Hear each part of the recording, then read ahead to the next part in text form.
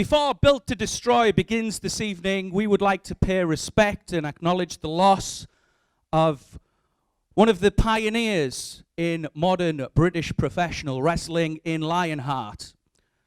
A lot of us were friends with Lionheart, a lot of us worked with Lionheart, a lot of us were even influenced by Lionheart. And I'm well aware that Lionheart never actually worked for Defiant Wrestling, but once you become a part of pro wrestling, you become a part of a universal family. And so at this time, please join us as we respect and we remember the wrestler, the career, and the person of Lionheart with a 1-minute standing ovation. If you could please stand, it is most appreciated. The bell will ring. And then we would like to thank Adrian, the person. We would like to thank him as a wrestler. And let's give a huge cheer to Lionheart right now for 1 minute. Thank you very much.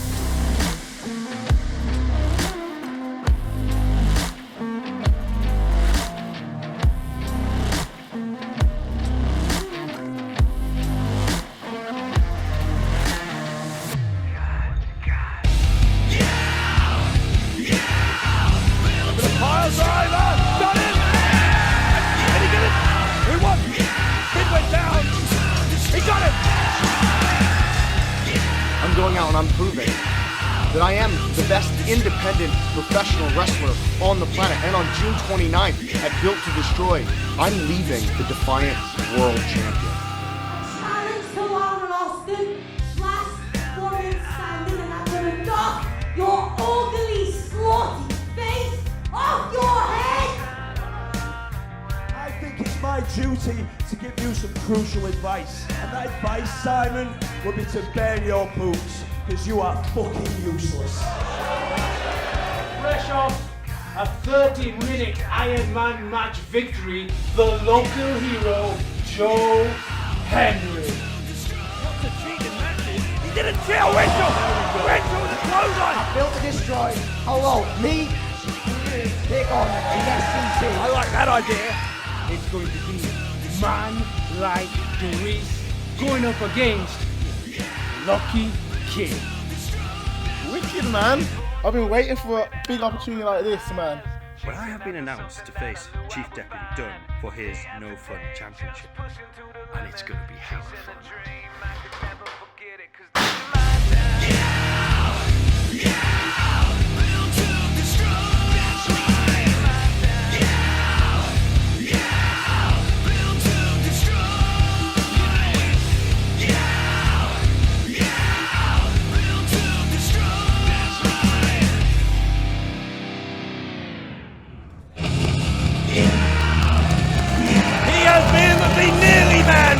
His Defiant career, but tonight David Starr's 2-year odyssey could reach its conclusion if he can defeat the most dominant champion we've ever had. Rampage is here to prove his legacy was built to last, but that legacy is one that David Starr is here to prove he was built to destroy. Dave Bradshaw here at ringside with James R. Kennedy. And James, that world title match, our main event, is just one of 5 championship matches tonight. What a huge night. We've got ups, we've got downs, last woman standing, no fun nah. We've also got one of the most personal grudge matches in Defiant wrestling history, and much, much more. It's all coming up on the biggest night of the Defiant wrestling calendar. Let's take it to the ring and get this party started.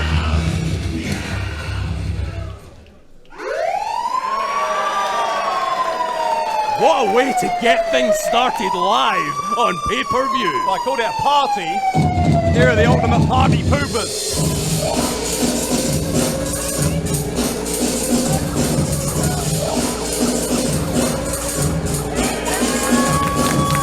The opening contest is built to destroy. It is a single spout set for 1 fall. And it has a 30-minute time limit to decide the No Fun Championship.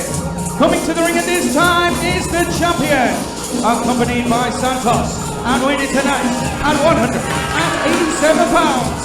He is the current reigning and defending No Fun Champion, No Fun Done! Well, if you say something enough times, I guess it sticks. That was the strategy of No Fun Done, who has somehow managed to rebrand the hardcore title as the No Fun title, but hopefully that rebranding will end tonight.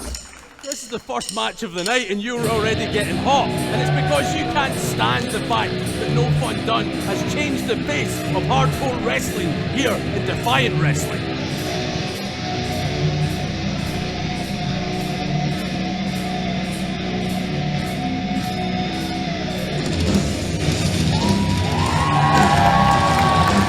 His opponent is the challenger, hailing from Newcastle upon Tyne, and winning tonight, 214 pounds, HT Drake!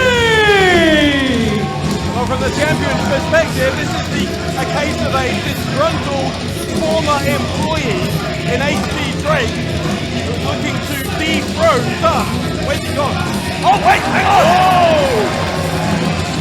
Well, Dunn might not like it, but it is still the Hardcore Championship. Hardcore rules apply, and it looks like Drake is here to have some fun now. Oh, don't you ever do that again. Let me do it. There is no fun now allowed, because this match is for the No Fun Now Championship. Although, I will say this, Drake has almost been driven to this. Look at all these toys that Drake has brought with him. A staple gun, a stop sign, a steel bin. What's wrong with Santos? Santos seeking some refuge behind the broadcast position, as well he might, because it doesn't look, to your point Bradshaw, toys you call them, I don't think HT Drake came to play. Well, there seems to be some dispute in what the rules here should be, because HT Drake clearly did not get the memo that weapons aren't allowed. No Fun Done, the No Fun Champion, is pointing that out to our referee. These fans in Newcastle don't like it. They love seeing HT Drake with that steel chair. Well, Dunn might not like it, but the title is on the line. Referee holds it above his head. And we are about to get started with the first of 5 title matches. Every Defiant Championship on the line tonight here in Newcastle upon Tyne. What a night this is. You can feel the electric atmosphere, and I think Damien Dunn, No Fun Done I should say, felt that. Oh! Drake very quickly taking Santos out of commission. And that's smart strategy. If there's anyone who knows the anti-fun police well, it's obviously Drake, and he knows that Santos will try and gain whatever advantage he can. Oh, right across the spine of No Fun Done, and I bet you this is not what the anti-fun police had in mind for this match. Well, Drake has been dreaming, I'm sure, of what he's going to do to Dunn ever since the anti-fun police were... What is this now? It was the world's most unorthodox lollipop lady. Yeah, if my lollipop lady was dressed like that, I don't think I'd go to school, never mind cross the road. Drake ignoring the instruction of an officer of the law there. Dunn told him to stop, and instead, Dunn has got in the bin. And I can sense the jubilation in your voice, Dave Bradshaw. I don't think that Drake is quite finished. In fact, I'm 99.9% sure he isn't. Drake found some more items to bring into the ring, including a volley upside Oh, down. of course, the kitchen sink. Why not? Drake gaining the support of this crowd as he slides into the baseball slide. Imagine being done just upside down, not knowing when that attack is coming. Well, it's not only the impact of Drake's feet, but you imagine the noise that could burst an eardrum inside that bin, that trash can. Oh! And the kitchen sink being used to great effect on No Fun Done, who is not having quite the Saturday evening that he planned. Yeah, I can tell you one thing for free. No Fun Done certainly not having any fun now. HD Drake having a ton of it, however. Now what? Well, Drake is again looking under the ring. Well, the man builds them. You best believe he knows what's underneath. Hang on, that's a table. Drake has found a table. What? And look what's written on it. No fun.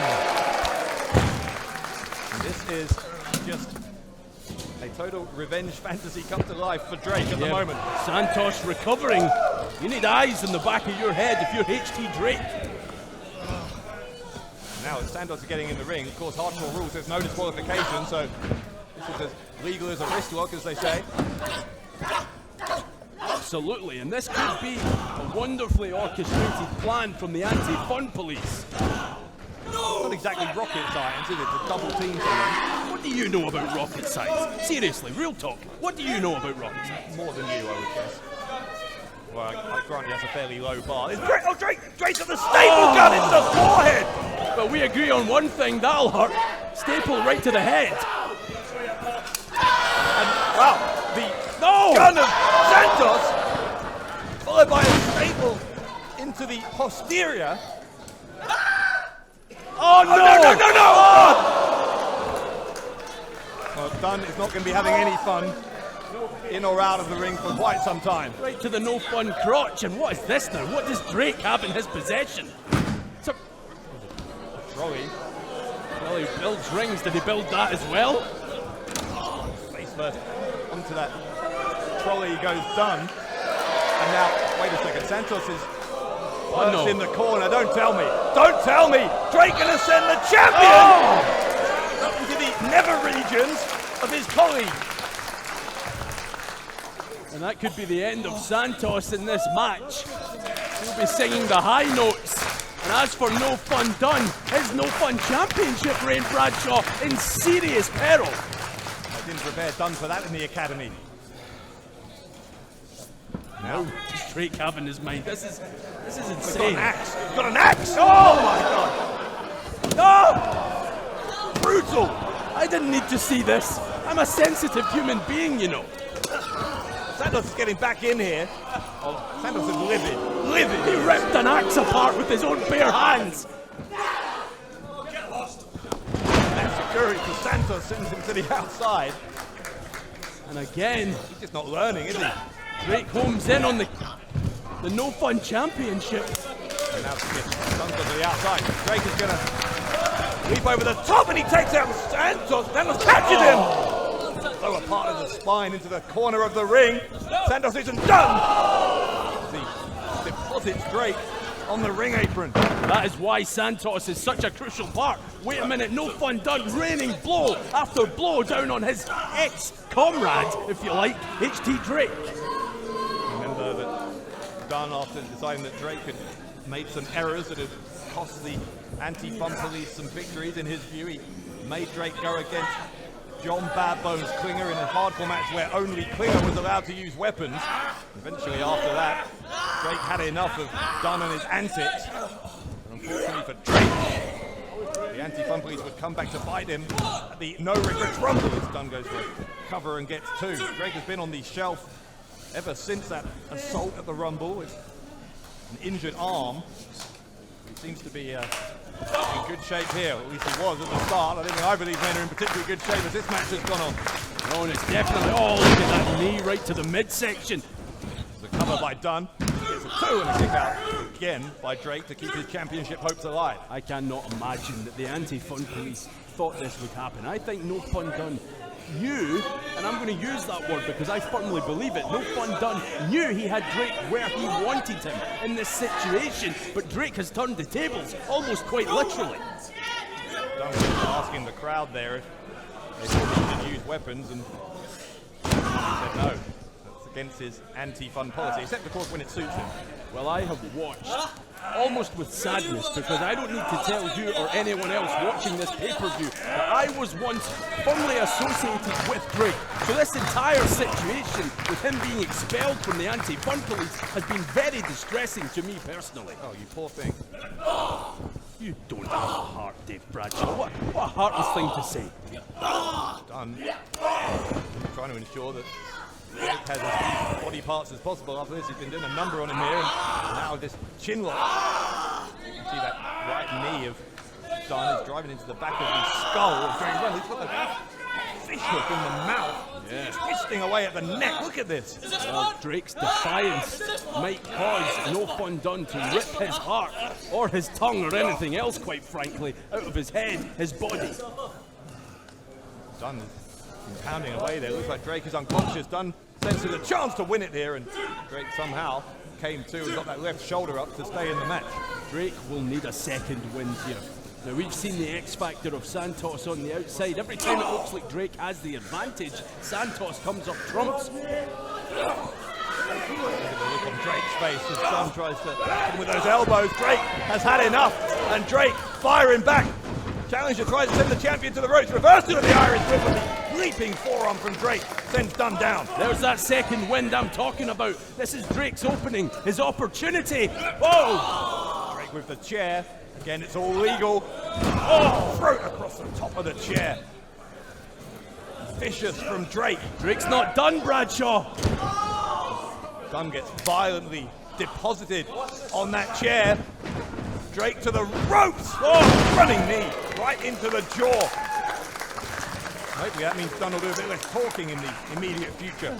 Would you stop being biased? I'm out here trying to be unbiased. Oh, here comes Drake! Drake lands on top of Santos. I think Dunn went down as well. Santos took the brunt of that, though, I think. I think that might have been deliberate. Drake knows he needs to get rid of Santos if he has any chance of beating No Fun Done. German suplex with the bridge to win the No Fun Championship, and somehow Dunn got out. We're going to say half a second away from the end of the No Fun era of this championship. Say it in weak. I know you hate it. You desperately want that hardcore division back. Drake went face first into the turnbuckle there. Dunn follows him in. Dropping over. Back of Dunn's head, bouncing off of that middle turnbuckle.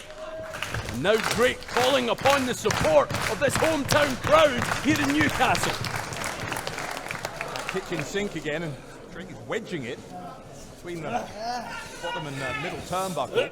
Face first. Listen, if I go home and my kitchen sink is missing, I will be very annoyed. If you have a kitchen. It's supposed to be. I heard you live in a tent. The best tent you'll ever visit.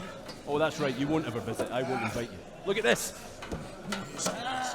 Drake has Dunn's head against that sink. They've got a steel chair in front of it. What's he doing? No, don't tell me. Don't tell me. Drake is headed up to the top turnbuckle here. Drake is he going to launch himself? Yes, he's done! Dunn with the chair! Dunn with the chair into the face of Drake! And on the way down, I believe that chair struck the back of Drake's head. Whoa! Spear in the corner into that kitchen sink. Here it is. It's got to be over. The cover by Dunn to retain. No, no, no, no. Can you believe the balls of Drake to stay in this match after all the abuse that No Fun Done just dished out? And now look who's back. Santos coming again to the aid of his superior officer. Here we go. This could be, yeah, it could be done now. Whoa! Santos got sent into his partner there. And now Dunn finds himself on Santos' shoulders. Here comes Drake! Oh my God! That. Wow! Well, Santos landing on the back of Dunn's head in the end. Dunn must be seeing stars now as Drake sets up another chair. Dunne might be seeing stars, and within seconds he could be tasting defeat, because look at what HT Drake is doing with those steel chairs. Big spinning kick into the head of Dunne. And Dunne, if he wasn't concussed from that landing from Santos, might be now after that from Drake. Here we go, what does Drake have in mind? Dunne gets placed on those chairs. Doesn't look like the most comfortable position to be in. Things might be about to get even more uncomfortable, because look at this. Drake is headed to the top. Santos is getting involved again. Santos again, the X Factor, making the difference. Oh! Santos through the table! Santos through the table! But look, it caused a distraction again for No Fun Dunne. Oh, you're right, Dunne could end this. Dunne could end this with the superplex through the chairs! My God, the cover! Dunne! Has he got it? No, he doesn't! What? How in the name of hell did Drake survive? That had to be 3, surely. Santos is in a heap of wood.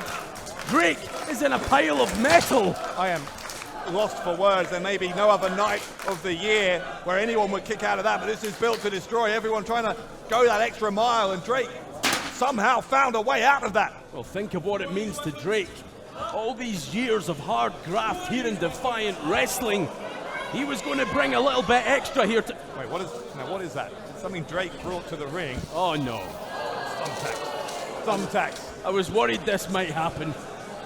I have to be honest, I thought it might be Drake pouring those thumbtacks though. This might backfire for Drake, because Dunne, clearly with evil intentions here. Even a brain buster, is he? Oh, Drake with the counter. But the heads collided. Dunne got the better of it, I think. Now off the top, he's been caught, and slammed down hard on the thumbtacks. That's not fun now. There are thumbtacks sticking out of the back and out of the rear end of No Fun Dunne. Drake, no, not on the chairs. And now Drake is on the top. Dunne thrown on those chairs. The corkscrew sent on. Is this Drake's moment? The cover by Drake. Yes, we've got a new hardcore Here is champion. your winner and new No Fun champion, HT Drake. Well, you got it wrong, Stevie. We don't have a new No Fun champion. As I say, the hardcore title restored to its former glory. Well, as I said, Bradshaw, what a journey this has been for Drake. Ever since the beginning here in Defiant Wrestling, he has been overlooked by so many, but no one can overlook this man anymore. Drake celebrating. And is that an omen for the rest of the night? There are 4 more title matches to go. Will we have 4 more title changes here at Built to Destroy? Well, if you're a champion watching on in the back, preparing for your own defenses, you're a bit nervy right about now after what we've just witnessed. Drake walks out of here, having got revenge. I hope you don't mind, Drake. Congratulations. You have done it. 3 years here in Defiant Wrestling and here at the Anniversary Spectacular. Built to Destroy. You have accomplished becoming a champion for the first time here in Defiant Wrestling. The No Fun champion at that. Yeah, that's right. I have been here since day 1. 3 long, long years. I think it's quite nice to say that I'm finally having a bit of fun. And to make sure of that, this is not the No Fun title. This is back at the Hardcore title! I do apologise. Oh, he's taking the stickers off, ladies and gentlemen. Your new Defiant Wrestling Hardcore Champion, HT Drake. HT Drake walks out of here lifting the gold above his head, and what a start. What a start to Built to Destroy. What a way to kick things off. Steel chairs, tables, thumbtacks, and that's just the start of it. Look at what we've got coming up tonight. It's huge. Turn that frown upside down. Have some fun. All right, well, our next match is going to be very fun indeed. Man like DEREISS has had a hell of a career so far here in Defiant, but he's yet to have that signature win. He has an opportunity here on a global stage to win against one of the biggest names in all of European wrestling. Oh, what an opportunity. Man like DEREISS, Mr. Cool, going up against one of the best, if not a little deranged, young wrestlers in Europe today. Lucky Kid.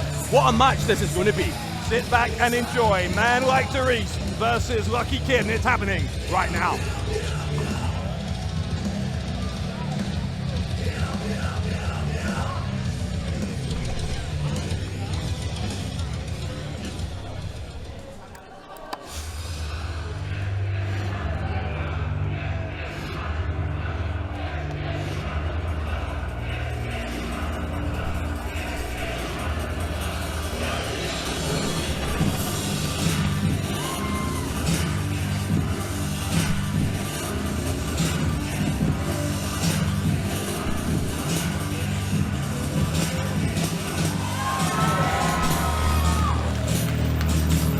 Built to Destroy continues with his singles bout, set for one fall, with a 20-minute time limit.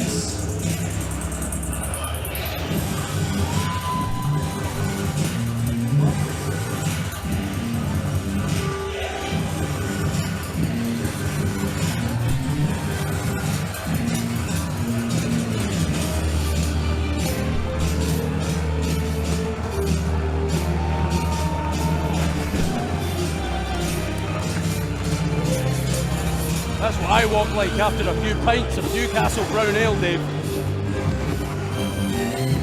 He's not the most conventional of fellas, is he? You can say that again.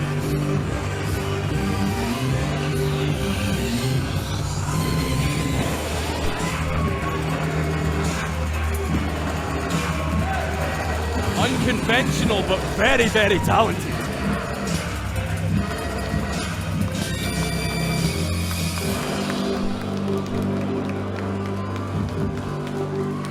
Something deeply, almost hypnotic about this young man.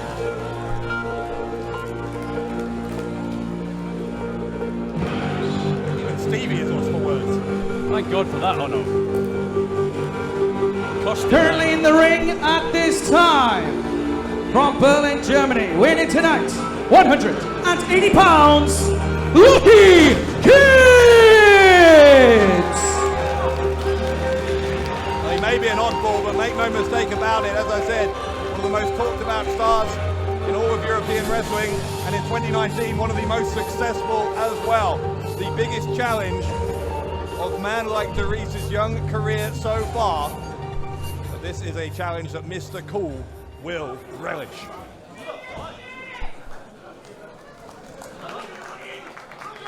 Here comes Mr. Cool. Hashtag create a buzz.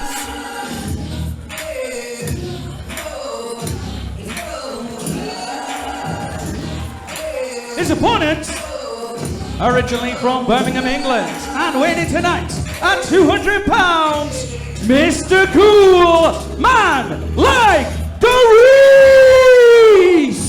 Man like DEREISS, as we said, has had a very promising start to his Defiant career.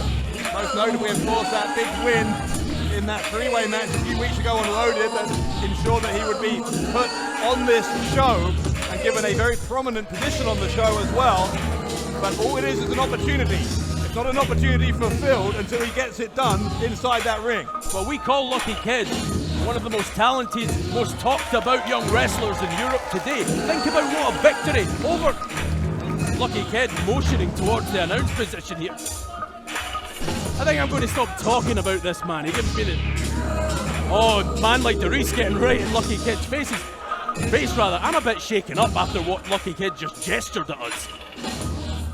He seems like he's a couple of sandwiches short of a picnic sometimes, doesn't he? But a whole hamper. For all of his oddball behaviour. Mr. Weird. Man like DEREISS won't take that lightly, let me tell you.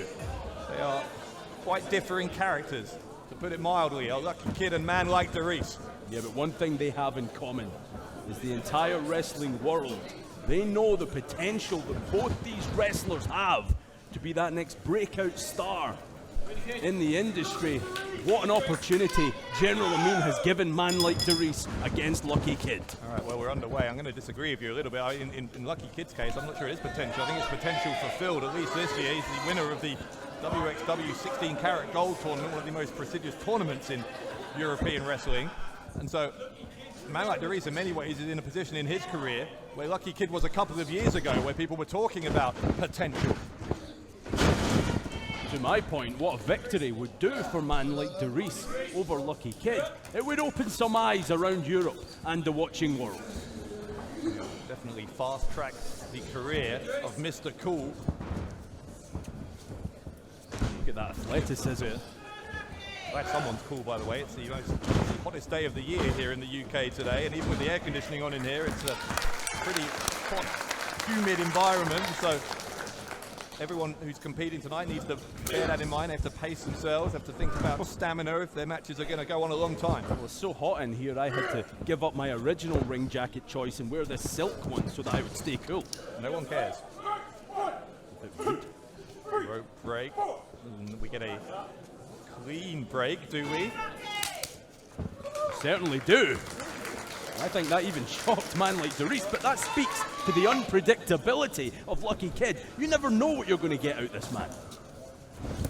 I get the impression that Kid, there is a method in his madness. He is trying, I think, to intimidate man like DEREISS, to prove that he's the more experienced, to try and goad him into making a mistake here. DEREISS, though, goes for a cover, gets the shoulders of Lucky down. That's all it takes. That's all it takes. He's done it again. Another 2 count. Just those 3 little numbers, 1, 2, 3, and it could change the entire outlook, the entire career of either one of these two men. Mainly, to your point, Bradshaw, man like DEREISS. Twisting away at the wrist is DEREISS. Lucky Kid going to find a way out of that. And now, both of these men showing their proficiency in mat wrestling. A game of one-upsmanship right about now in the early knockings of this match. Both men know everyone has their beady eyes focused on this. Saying in the build-up to this that shouldn't sleep on this, even though it's a very impressive card obviously tonight, but this one could be a dark horse for one of the matches of the night, such as the talent inside the ring here. And I think in some ways, because of that expectation, because of that hype, it's a slightly cautious start, particularly from DEREISS, who, as we've said, is having what is undoubtedly the biggest match of his career. Lucky Kid, just so unconventional. Leapfrog only just cleared it. And now he sweeps away the leg. The drop kick right into the top of the pectoral there. Precarious position for man like DEREISS, stumbling around ringside. Has to be very careful here. Oh, Lucky, the handstand, heel hitting the head, and Lucky Kid over the top. The hang time from Lucky Kid. Man like DEREISS in trouble. And this is why Lucky Kid has been so successful in his young career. That unconventional style, I don't think anyone on planet Earth today knows how to prepare for Lucky Kid. Oh, Lucky Kid, he's in front of us here on our announce table. He's found those are Santos's glasses, face first. This isn't fair, the man looks better in shades than I do. Lucky Kid having a bit of fun here. Now he's going to roll DEREISS back in. Kid not happy to take the count-out victory. Well, that's a hallmark of Lucky Kid. As mentally fragile as he might be at times, he is one hell of a professional wrestler. He likes getting the job done inside that ring. Nice chops though from DEREISS, who's trying to find his way back into this. Lucky pounding away again at the back of the head, the upper part of the back. DEREISS trying for the trip. Lucky not letting himself be taken down. Well, this is the measure of man like DEREISS at this point. How will he respond to this adversity? You know, when the chips are down, how will he pull things back and get back on top and pull out a victory? Oh, hang on a second. Oh, God. Kid with the shot to the side of the head. He's taking DEREISS by surprise. He had, but not enough because DEREISS got out on 2. And I believe that the future of man like DEREISS, very, very bright. There are championships in DEREISS's future, no doubt about it. But is it too soon? That's the question. Is tonight a step too far against a man who just might be just still slightly out of his league? I don't want to say that matches like this are make or break, but General Amin, the general manager of Defiant Wrestling, gave man like DEREISS this opportunity, deservedly so. He wants to see him knock it out the park. Lucky though, trying to take down the leg, does so. And now he's got him. Got that, trying to wrench away at the chin. See how quickly DEREISS managed to get to the ropes. And it was, yeah, almost the entire 5 count that Lucky used before he broke the hold there. And there is a ruthless side to Lucky Kid. He may be a likable, if slightly unusual person, but he does have that kind of viciousness to him when he wants to. He does, and I get the feeling we're about to see another example of what you're saying. DEREISS backed into the corner now. Referee will once again ask for the break instead. It's an Irish whip reversed by DEREISS.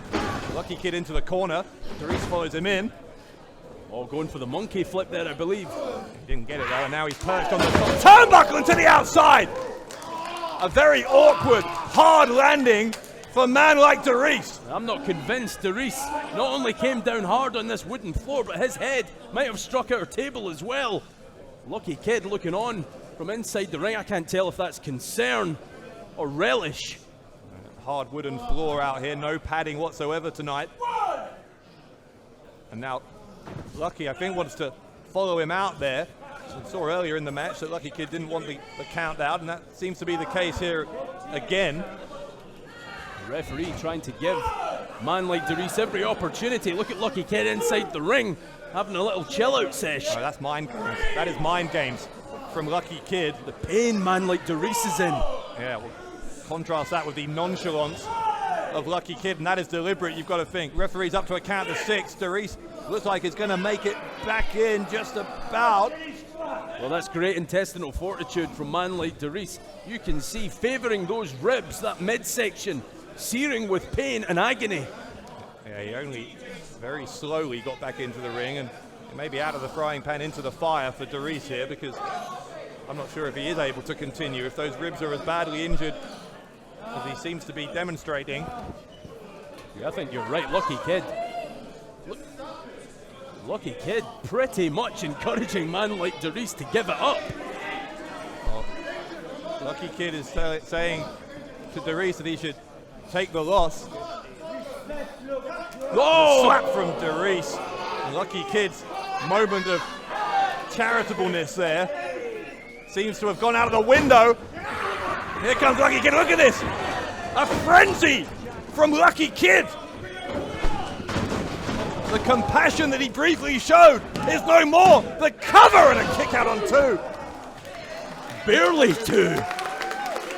That was 3 all day long, but again, how impressive is it from man like DEREISS to kick out just before the 3 count, again clutching those ribs. They could be bruised, broken, we don't know. He's showing a lot of heart here, but, and you know, it is one of the biggest, well, it's the biggest show on the Defiant calendar. It's the biggest night of DEREISS's career so far, as we've said, but look at him, he's fighting back here. Just 1 strike from Lucky Kid. Oh, counter in midair! The counter in midair from DEREISS, but he landed on his ribs again. Yeah, everything man like DEREISS dishes out, it hurts him as well. You know, if you can't breathe, you can't fight. So I wonder how long this one will continue, because DEREISS is in a bad, bad way.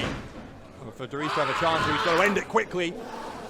And as you say, the longer this goes, the more he's going to deteriorate, you've got to think.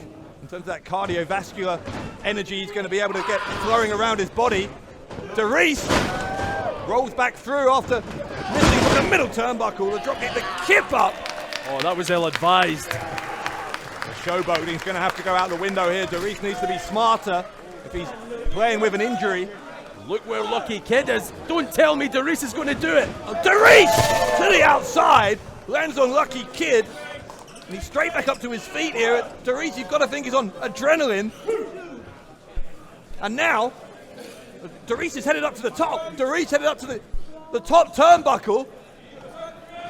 With the neckbreaker. Beautifully done by DEREISS. The cover by DEREISS. Can he do it? No. That could be it. That could be it, because I believe you're right, Dave Bradshaw. DEREISS was running on adrenaline right there, but that pain, it'll start kicking in very shortly. He was a split second away there from the unlikeliest of victories given the circumstances. But he's still finding a way. He's nodding with increasing confidence, it seems like. What a match this is. We called it potentially a sleeper hit. Lucky Kid, man like DEREISS, damn sure delivering here on pay-per-view. Regardless, win, lose or draw, you've got to think DEREISS is impressing people around the world who are watching this with his never say die attitude. Yeah, with guts if nothing else. Lucky grabs the leg. Elbow right into the chest. Here comes Lucky Kid. Super kick from DEREISS. Lucky didn't go down. Lucky now with the handspring, the back elbow. Great inventiveness from Lucky Kid. Lucky Kid, sit out powerbomb. DEREISS landing hard, the cover, and a kick out again. How is DEREISS doing this? Seriously, the agony must be intolerable. Lucky Kid, though, has gone into the zone here. You can see that intensity on his face. Ever since DEREISS slapped him when Lucky rather was trying to show compassion, trying to tell him to call off the match. Lucky Kid has stepped it up a gear since then. Well, it's moments like these on which careers are built. Who is going to take that next step up the Defiant Wrestling ladder with victory here tonight? Lucky with a chop. Oh, and DEREISS just crumples to the canvas. Then shaking his head. Can't believe the defiance of this young man. Lucky is going to try for another chop. Again, when you're already struggling to breathe, those chops just wind you. They just vibrate throughout your whole frame. DEREISS roaring, come on. He wants some more. Another one sends DEREISS down. You see the sweat flying off the body of man like DEREISS. This can't go on much longer, surely. I mean, maybe never say die, but what's his path to victory at this point? He kips up again. The cutter from DEREISS. DEREISS, handspring, catches him. Lucky Kid got caught by Mr. Cole, who drops him down, but he couldn't hold on. Now he goes for the cover. The cover! And a kick out by Lucky Kid. Did that couple of seconds delay. Cost man like DEREISS the victory. It must have. It absolutely must have. Just that slight hesitation from DEREISS. And oh, he ain't hesitating anymore. It looks like DEREISS is going to that third floor. He's going high. Well, has he got enough left in the tank to hit the 4 fizzy? Well, it's one match he's in his recent past. He missed it. No one there, and he lands on the ribs. Lands hard on the ribs. Oh! Lucky Kid with both knees. Lucky with DEREISS on his shoulders. Drops him. Back of the head. Across the knee. And into the Lion's Gate. The Lion's Gate. Lion's Gate by Lucky Kid. Man like DEREISS, middle of the ring. Remember the ribs, the midsection of man like DEREISS. This must be torture right about now. Man like DEREISS, he surely can't even breathe. How is he? He's trying to fight his way to his feet. Look at this power. How is he doing this? Unbelievable resilience from DEREISS. Trying to pick him up for a side slam. I'm not sure he has him. He got caught and countered. The counter once more into the Lion's Gate. The Lion's Gate. He's going to have to, surely. Oh no. I think DEREISS may have been about to tap. Now he does, Man like DEREISS had no choice. Here is your winner as the result of a submission, Lucky Kid! I told you, Lucky Kid has a ruthless side. He has a vicious side. And man like DEREISS, for all of that tenacity with those injured ribs, gave everything he had but when it came to it, Lucky Kid was not afraid to pull the trigger on the Lion's Gate and force the tap out. Well, technically, Lucky Kid definitely the winner, and impressively so, but I have to say, man like DEREISS, the heart he showed tonight, this is not the last we have seen of this young man. Both of these athletes have championship gold in their respective futures. We called him one of the most talked about in Europe. Well, they will be talking across the continent and across the world again tonight. Lucky Kid with a spectacular victory over an impressive man like DEREISS. Lucky Kid now staring down at DEREISS, who is stumbling, using those ropes just to get that vertical base. The referee is trying to plead with these two that there won't be any afters. Now Lucky Kid seems to have come to his senses. He's calmed down, he's got out of that zone he was in, and now Lucky Kid with a show of respect for a man like DEREISS. That respect has been well earned, even in defeat. A performance that will be turning heads from Mr. Cool. No doubt about it. Man like DEREISS just came up short here tonight at Built to Destroy, but he gained a lot of recognition. Certainly did, and as Lucky Kid enjoys the applause here in Newcastle, we are going to turn our attention to a very different kind of match, the second of 5 championship matches we have coming up tonight, and there are very few more personal than this one. 2 women who absolutely despise each other. Oh, this is almost a blood feud at this point, but you know, last woman standing, there might be blood, I don't know. Lizzy Styles, Lana Austin for the Defiant Women's Championship. Think about this, Bradshaw. One of these women will have to beat the other so intensely that they can't stand. Well, Lizzy Styles has taken the women's division by storm in just a few months since she has been here. Lana Austin has been chasing this championship for over 2 years. Is tonight her night? If it's going to be, she is going to have to make sure that Styles cannot answer the count of 10.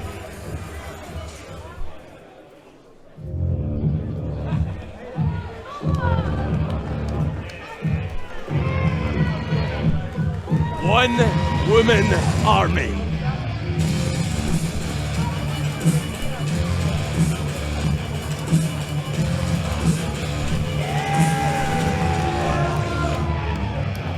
In the following contest, there are no countouts, no disqualifications. This is the last woman standing match. The winner will be the woman who stands over her opponent, and her opponent cannot meet the count of 10. Coming to the ring at this time, the champion, hailing from Liverpool. She is the current reigning and defending Defiant Wrestling Women's Champion, the one-woman army, Lizzy Styles! Hard to believe that Lizzy Styles only debuted here in Defiant in February this year. What a 4.5 months it has been for that young woman, like her all over. Well, you said it. You took the words right out of my mouth. One hell of an impact from Lizzy Styles, and she stands here today, your Defiant Women's Champion. Will that be the case at the end of this match? We'll have to wait and see, because I cannot think for 1 second that Lana Austin will be anything other than fired up.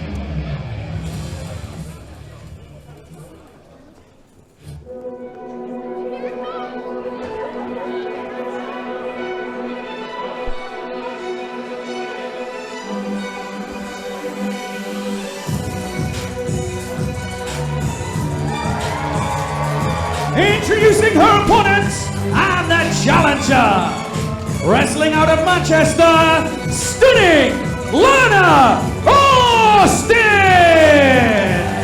As I said, Lana Austin has been chasing the Defiant Women's Championship for well over 2 years. She has had 5 previous opportunities to win that title, and at least on the most recent of them, she should have been crowned champion. So there is a sense of, don't frown at me like that. There is a sense of frustration, a justified sense of frustration for Lana Austin.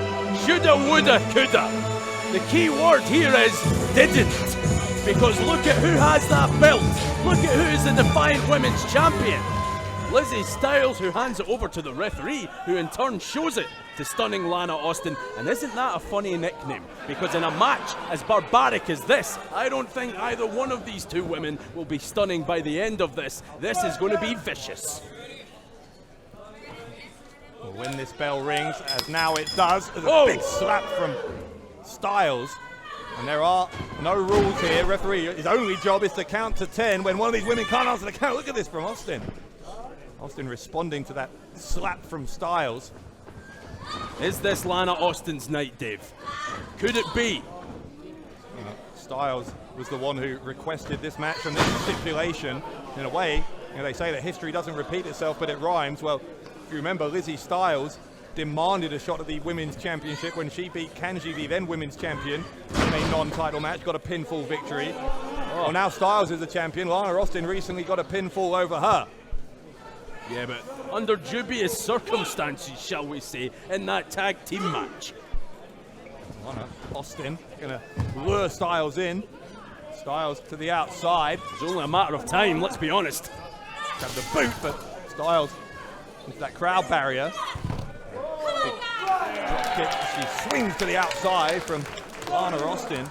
And we know that this is going to be 100% support from this Newcastle crowd towards Lana Austin. They can't stand Lizzy Styles, and I don't know why.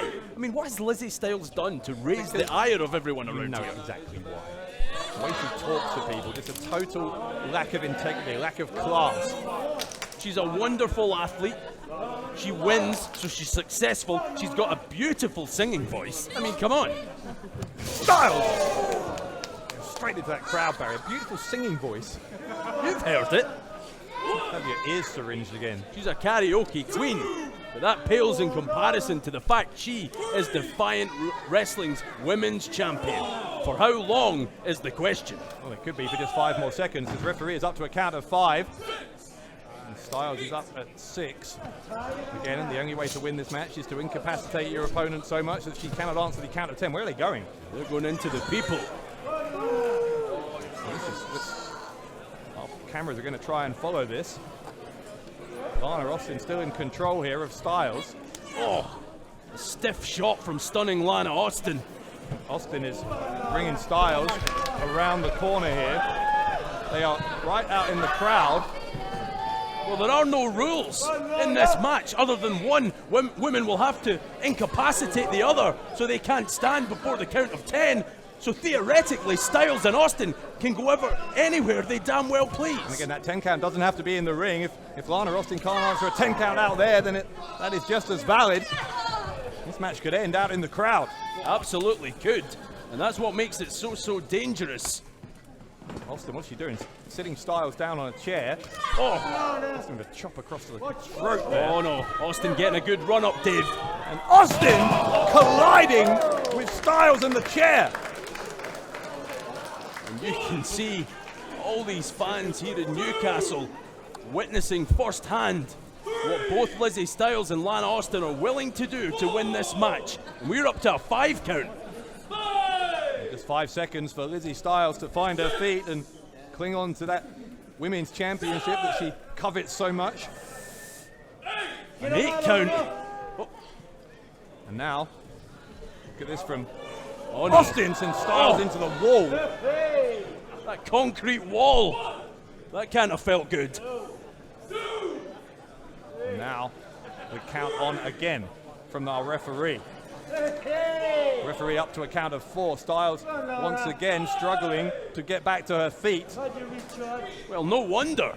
The abuse and physical punishment that Lizzy Styles has taken already in this match as they swing round behind us. Austin found another chair and sends Styles face first. This has been all Lana Austin. The challenger has been on top of this from almost the beginning of the match. Well, I don't know if I'm shocked by that or not, but Lana Austin certainly came armed with a game plan here tonight at Built to Destroy. Referees up to 7. Styles in real trouble. That's 8 now. It's a second and a half left. Styles up to her feet, but Austin giving her no respite whatsoever. Stunning Lana Austin getting the jump start before Lizzy Styles could come back to her feet. Styles is fighting back though. Styles fighting back. Face first into that table went Austin. And this is why this last woman standing situation is so vicious, so dangerous, so brutal. Styles clubbing away now at Austin.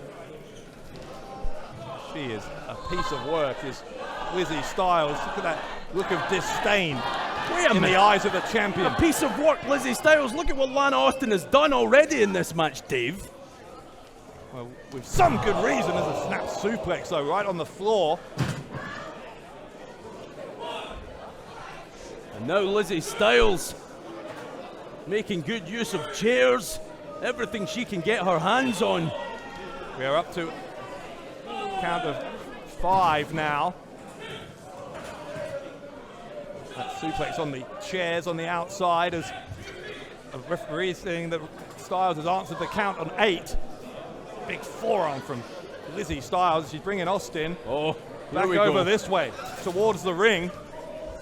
And right next to them on that table, the Defiant Women's Championship, what this last women's standing match is all about. Dumped unceremoniously over the barricade. Lizzy Styles, as always, with no regard for the well-being of her opponent. Now, wait a minute, again I'm going to have to pull you up in that. Did you not see Lana Austin mere moments ago slam Lizzy Styles into the wall of this building? It's the last woman standing match. Exactly, so you can't point out that someone has no regard for someone. They both have no regard for each other. I didn't say that Austin does have regard. What's wrong with you? Well, I'm just getting heated, and I think so is this match. Wait a minute. Styles is undoing the belt of the referee. Oh, talk about heating up. He'll have nightmares about that. Oh, no. Right across the back from Styles. Now Styles threatening the referee after taking his belt. Unfortunately, it's a cheap belt. What do you know? We shop in the same shop. Oh, no! And this is just what Lizzy Styles is all about. And again, this isn't just about this last woman standing match because she's not letting the referee count before she's hitting those belt shots again. This time she is. Yeah, I don't think Styles wants to pass up any chance to inflict damage. That's the clothesline known as Austin. And now Austin stands on the belt. Styles gets caught in the act. Forearm to the face. Oh! And now Austin getting a measure of revenge. 2 hard shots right to the back of Lizzy Styles. Styles trying to go to the outside to catch a breather. Austin is going to follow her. The welts on both these women's bodies must be smarting. This must be agony and all. Look again over there by that women's championship. And now face first goes Styles into the table. Oh no, don't tell me. Oh, Austin No way. With a demonic plan here on this hard. The DDT. Styles has got to be out. Styles has got to be out. That could be a concussion for the women's champ. And he's soon to be former women's champ in 7 seconds time. If Austin can get to her feet, Styles is out for the count here. Austin's not up yet though. No, stunning Lana Austin must get to her feet. Referee's on 7. Oh, this is desperate for the women's champ, who's starting to star. Unbelievable. We're on 9. Oh, Styles got up with the assistance of the side of the ring, but still, she's on her feet. Less than a second away. Look at that forearm from the one-woman army. Styles once more trying to get away from Austin, kicks her away into the crowd barrier. What a fight this has been. Styles going to bring Austin up onto the apron. Oh, turnabout's fair play perhaps with the DDT. Yes, it is. The DDT dropped on her head is Austin. And you're right, that is very much mirroring what happened to Styles on the outside of the ring. Styles clutching that head. Can you imagine? Can you imagine how her brains must have been scrambled by that DDT? She won't mind at all. She retains the women's title, which she's going to do in 2 seconds' time. Austin's in real trouble. We're up to 9. And Austin using the rope. She's up. Austin is up just the operative word. Oh. Styles sends Austin right back into the corner. No time to recuperate whatsoever. There's a slap across the face. And here we see the disrespect again that is so typical of this women's champion. But Lana Austin giving as good as she's getting. Headbutt from Austin. Case in point. Discus elbow. Are we going to see stunning Lana Austin rally here and do the unthinkable, become the new women's champ? But again, both women are down. How many times can Styles keep beating the count? How many times? Austin is up. Referee is on 6 though, and Styles this time hasn't moved. We're already on 7. Lana Austin using that bottom rope. And now to a count of 9, and this time Styles is the one who survives with a split second to spare. Austin got caught as he German suplex from Styles. Right down in that neck that was affected by the DDT, and look at that. A running knee. That's out. Styles has won so many of her matches here in Defiant. Will it win another one here? Normally though, she only needs a 3 count after it. This time she needs 10. Lana Austin must be seeing stars. She might not know where she is. All she has to do, I say it like it's so easy, is get back to her feet. Referee on 8. Austin looks like she's going to make it up. She does! And there's another one. Styles once more showing just how quickly she gets back on an opponent. That is to her credit. It's what has helped her to first become and then hold on to the women's championship. Is she going to hold on to it again here? I think we're on a 6, 7. Oh, seconds away, Dave. Referee is up to 9, and Austin wants more.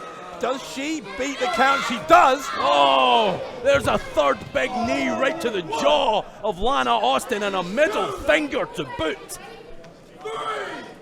Referee is going to count again.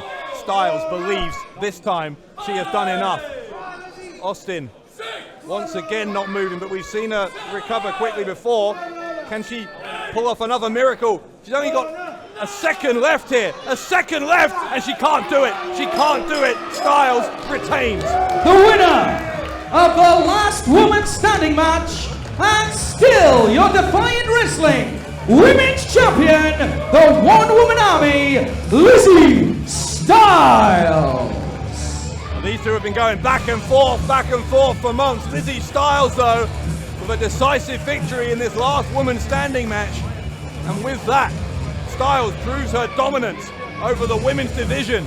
And you've got to ask the question, who, if anyone, can take that championship away from the one-woman army? Well, I can't see anyone taking that prized possession away from the one-woman army, who is still Defiant Women's Champion. The dejection on stunning Lana Austin's face.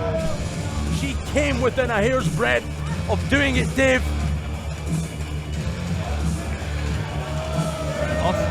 Austin is looking absolutely beside herself with disappointment, with frustration. LIZZY Styles now. The celebration will be hers tonight in Newcastle. It's a good reason if you're a bar owner in Newcastle to close early. LIZZY Styles. And Styles, still the champion. She's going to walk out of here with that championship held high.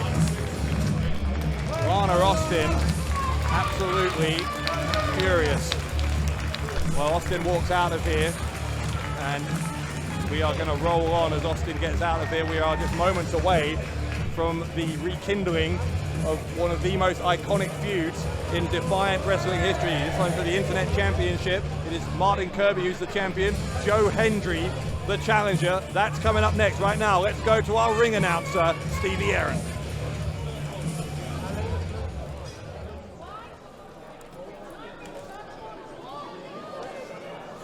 The following contest set for one fall. It has a 30-minute time limit, and it will decide the Defiant Wrestling Internet Championship. Introducing first, the challenger.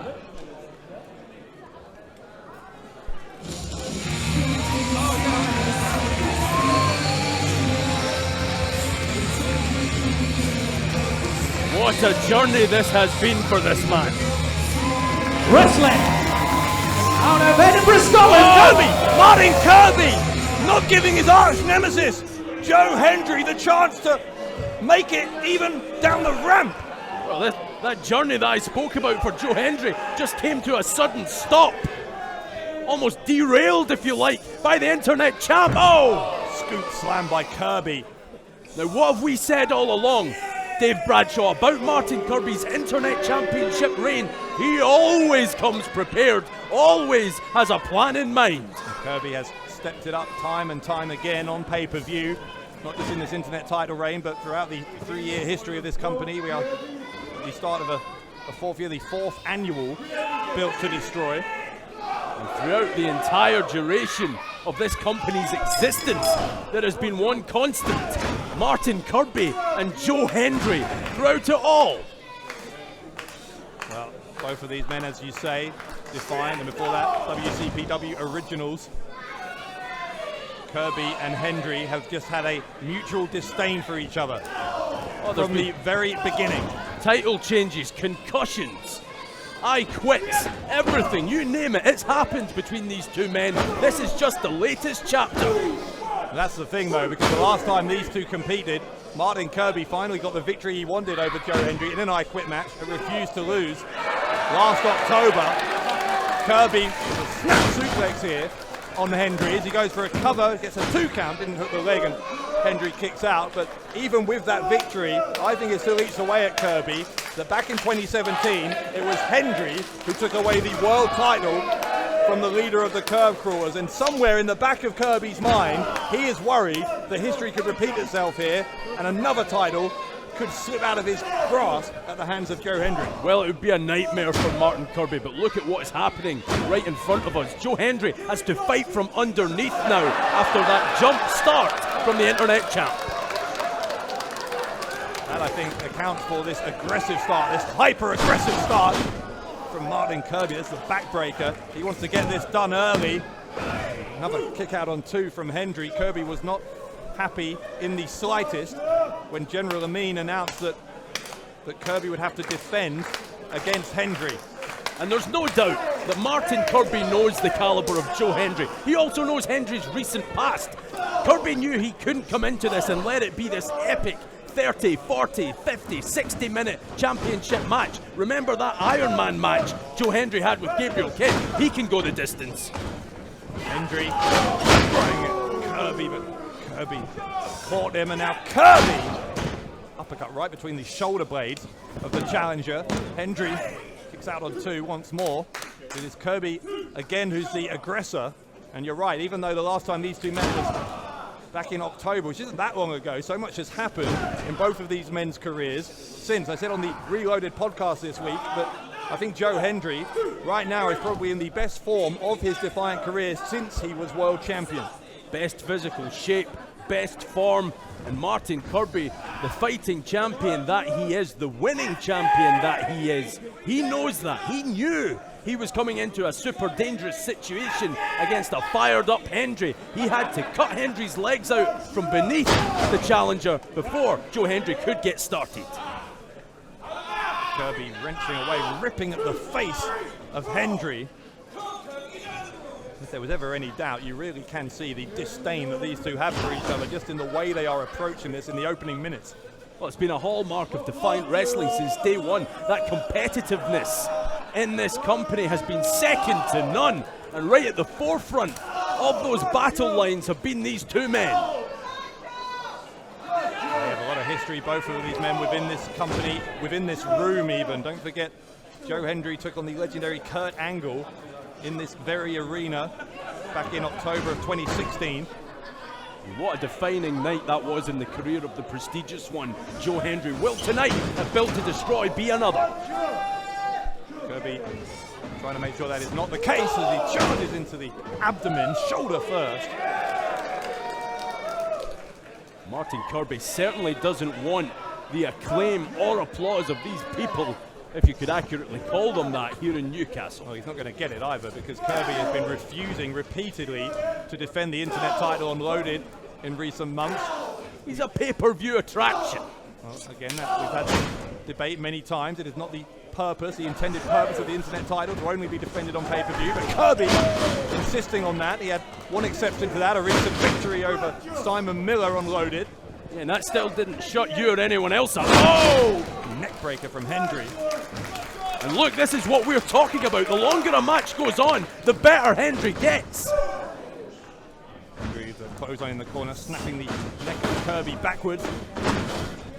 Whiplash effect, and then Hendry following up with a DDT. Beautiful from Joe Hendry. Cover from Hendry. Kick out from KIRBY.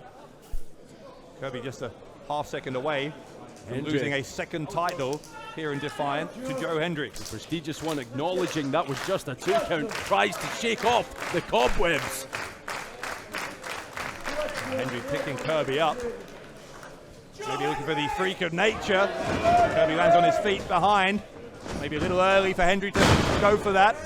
KIRBY pushes him through, looking for a neckbreaker of his own and gets it. KIRBY, the cover to retain the internet title, kick out on 2.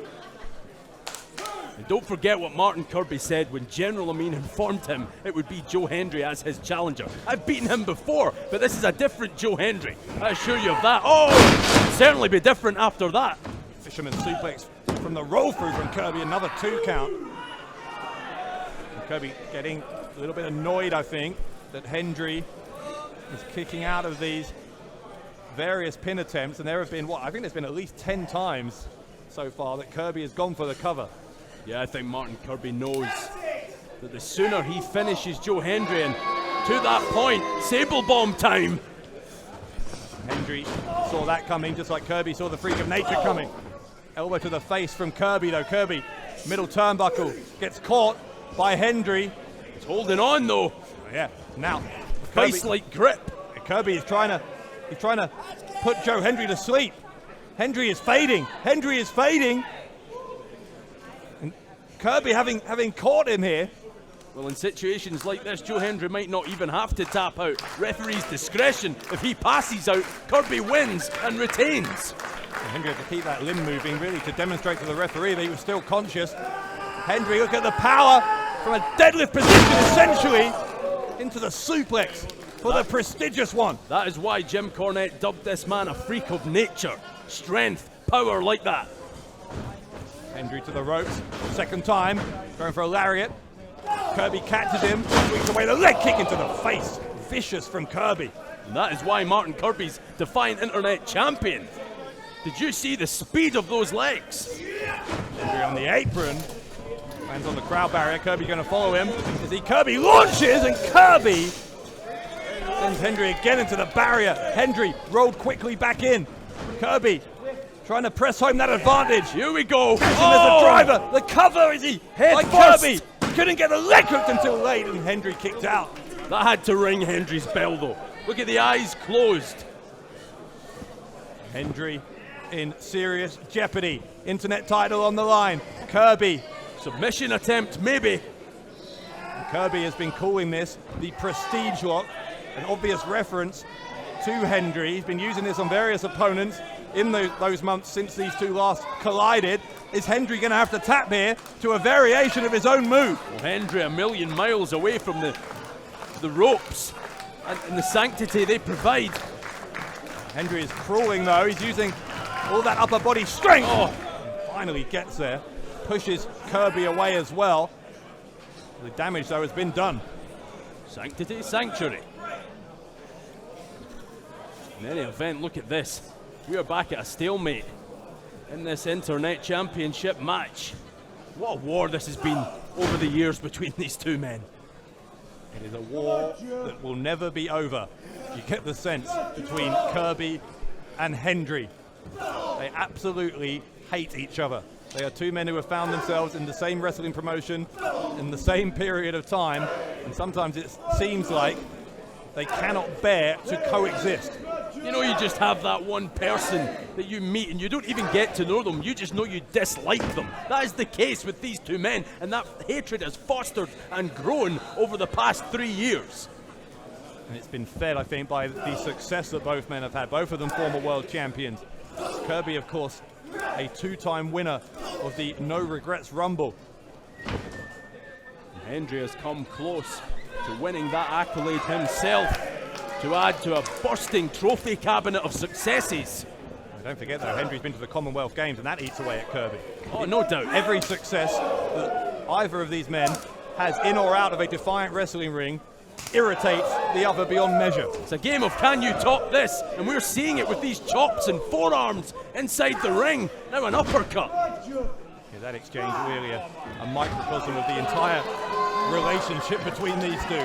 One-upmanship, one after another. A game of can you top this that has lasted 3 years. And it shows no sign of slowing down. I said it, what a journey it has been for Joe Hendry. You know, this was a man who almost walked away from professional wrestling to focus on other things. And now he finds himself in an internet championship match. 4 consecutive uppercuts from Joe Hendry. Enziguri from Kirby. And now Kirby to the ropes. Whoa. Bicycle kick from Hendry. Hendry trying to roll through. Kirby held onto the ropes. Hendry trying to outsmart. Kirby does so. Lung blower. Cover to win the title. No. That's part of that new offense we've witnessed from the prestigious one. Have some more, sir. Double underhook. And here comes Hendry off the ropes. Big lariat from Joe Hendry. The cover on Kirby and a kick out. Well, turned Martin Kirby inside out. Kirby landing right on the back of his head. But still, the internet champion with unbelievable resilience. That has been a thread throughout Kirby's entire reign as internet champion. Love him or hate him, Martin Kirby is a winner. He finds a way. They are so well matched. So well matched are these two men. And here it comes, the Hendry lock. The Hendry lock. And as well matched as they are, is this the one thing that Martin Kirby doesn't have an answer for? Yes, he does. He does have an answer. Hendry, his legs put on that middle rope. Kirby gonna attack from the apron. Oh, right to the face. Listen to that impact. And now look at where Hendry has landed. Perfectly poised if Martin Kirby, who's hobbling because of that Hendry lock, if he can capitalize. Kirby, can he get up to that top turnbuckle fast enough? The answer is no. Here's Hendry. Hendry catches him in the worst possible position.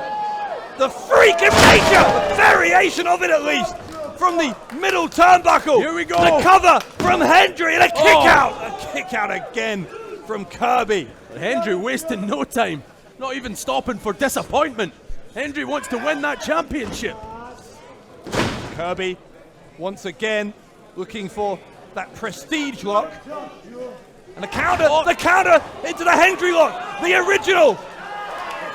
Imitation, they say, is the best form of flattery. Well, this is the original. Kirby's Hendry lock. Kirby, desperately trying to get to those ropes, somehow kicks off Hendry.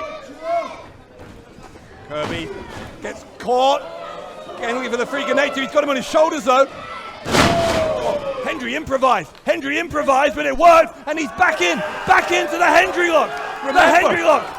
Remember what happened at that I Quit match. Maybe Joe Hendry wants to make Martin Kirby quit. Maybe he wants Kirby to tap out.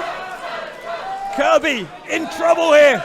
He is not within reach of that bottom rope. Look at the angle of Kirby's ankle. He has to tap. Martin Kirby has to tap. Dragged back into the middle of the ring is Kirby. Look at Kirby biting on his own hand. The pain is so intense for the internet champion. Oh, he's at the bottom rope. No, he's not. Again, cinching away. Joe Hendry sits right down on it, only adding to the pain. Into a half crab position with the ankle lock still applied. Oh, Kirby tapped, and we have a new internet champion. Here is your winner as a result of a submission and new Defiant Wrestling Internet Champion, the prestigious one, Joe Hendry. Well, just months after Joe Hendry said I quit to Martin Kirby, tonight Joe Hendry's redemption is complete. He is the internet champion. Joe Hendry, after all those months where he fixated on what happened in that I Quit match last October, losing to Martin Kirby, now has his retribution. And not only that, Joe Hendry has that beautiful championship belt, the new Defiant Internet champ. Wow. In 2017, it was the world title. In 2019, the internet title. Lightning strikes twice for Joe Hendry against Martin Kirby, and the new champion has something to say.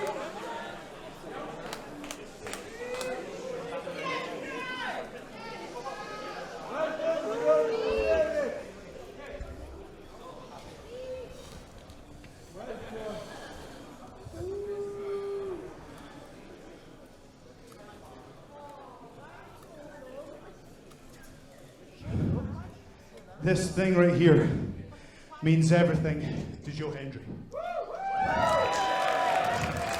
This building means everything to Joe Hendry. And this Defiant audience mean everything to Joe Hendry and everyone in the back. What a journey we've had. We started in 2016, and this bell right here means that I overcame something. I overcame something because you all know it. I want you all to look at that right there, because that is something that I never really should have had. Because I was the entrances guy, the promo guy, and for so long I was kidding myself that, well, I can do all this like this, so, you know, that's the type of wrestler I am. I wasn't challenging myself. Now, I don't know about you people, but in the last few years, I've had a few hard times. I've had a few things that have really knocked me, knocked my confidence, knocked my view, my abilities.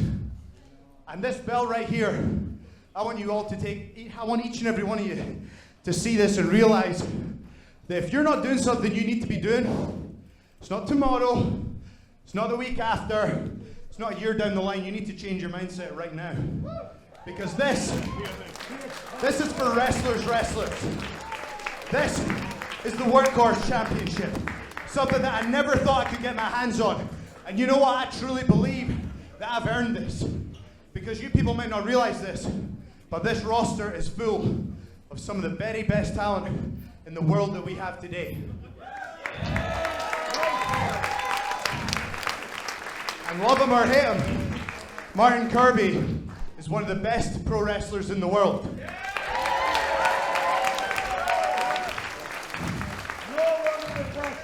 He might be the most underrated wrestler in the world. That's how much it means to me that I was able to wrestle him and take this title tonight. So, I want you guys, when you're watching this show, give all the performers everything that you've got. Because the more that we hear you, the more that we're going to give you in this ring. Each and every one of you has helped contribute to what we're trying to do in the British wrestling scene. And all you have to do is show up and enjoy yourselves and support the product that you love. It's a privilege entertaining you. It's a privilege wrestling in front of you every single time. This is a special thing we got going on right here. Thank you so much, everyone, for building it to where it's got to. Thank you.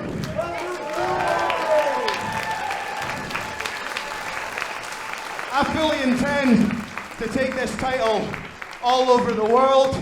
Anywhere anyone wants to face me, I'm going to turn this into the most prestigious prize in professional wrestling. Joe Hendry! He has been there since the beginning, and Joe Hendry finishes the 4th annual Built to Destroy as the Internet Champion. What a moment for Joe Hendry, what a moment for all these people. What a match that was against Martin Kirby. An inspirational speech there from an inspirational champion, but unfortunately we're going to turn our attention to two men who are far from inspirational champions. I'm talking about our tag team champions, the South Coast Connection. They have cut every corner, taken every shortcut to cling on to those championships, but tonight those championships hang high above the ring in a ladder match. One of the most dangerous matches you can get in professional wrestling. Think about what these men have to go through. Think about what the SCC have to go through to retain those Defiant Tag Team Championships. I don't know what I think about this one. I worry for the SCC. Well, I don't like it. One man who had to go through a lot was Benji to become the holder of the Magnificent 7 briefcase. It is a briefcase he cashes in tonight with one of his true friends, Visage, a new team looking to win the tag team titles.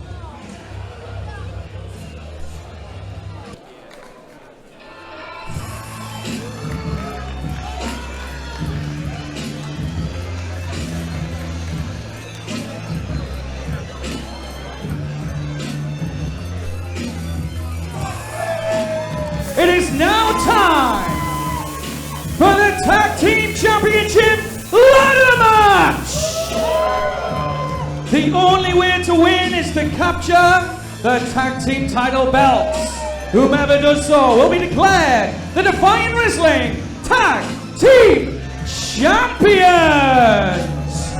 Introducing at this time the current champions. This is done in 6, the current reigning and defending Defiant Wrestling Tag Team Champions, the South Coast Connection! I'll tell you what, I could get really used to the sight of these two walking out without tag team championship belts around their waist.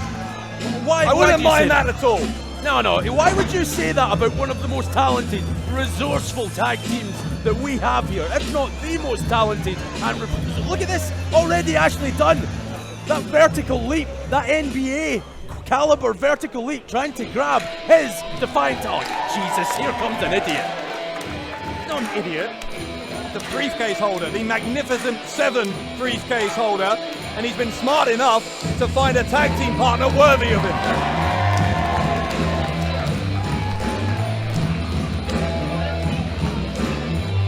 Where is that tag team partner? Oh, here they come. Visage, I'll give you this.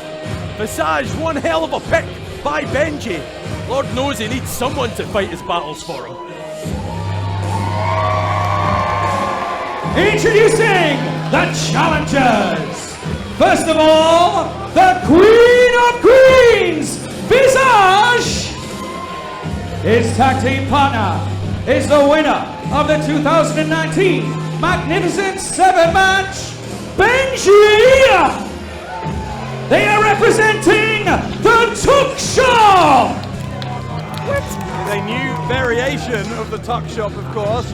Jack Sexsmith, the regular partner of Visage, still on the injured list. We wish Jack well. How many variations of the Tuck Shop are there? Actually, don't answer that. Everyone gets served at the Tuck Shop. How would you know? Oh, don't tell me. You don't have a pair of those drawers that Visage has, do you? I'll tell you what, Tuck Shop is a much better name, man. What's that? Renben. No, listen. That was the team that Benji found himself in with Connor Renshaw, of course, for a large part of the past few months until Benji realized that Renshaw didn't have his best interests at heart, and now with a proper friend, someone who warned him about that situation from the beginning, Visage, these two have a chance here at Tag Team Championship Gold.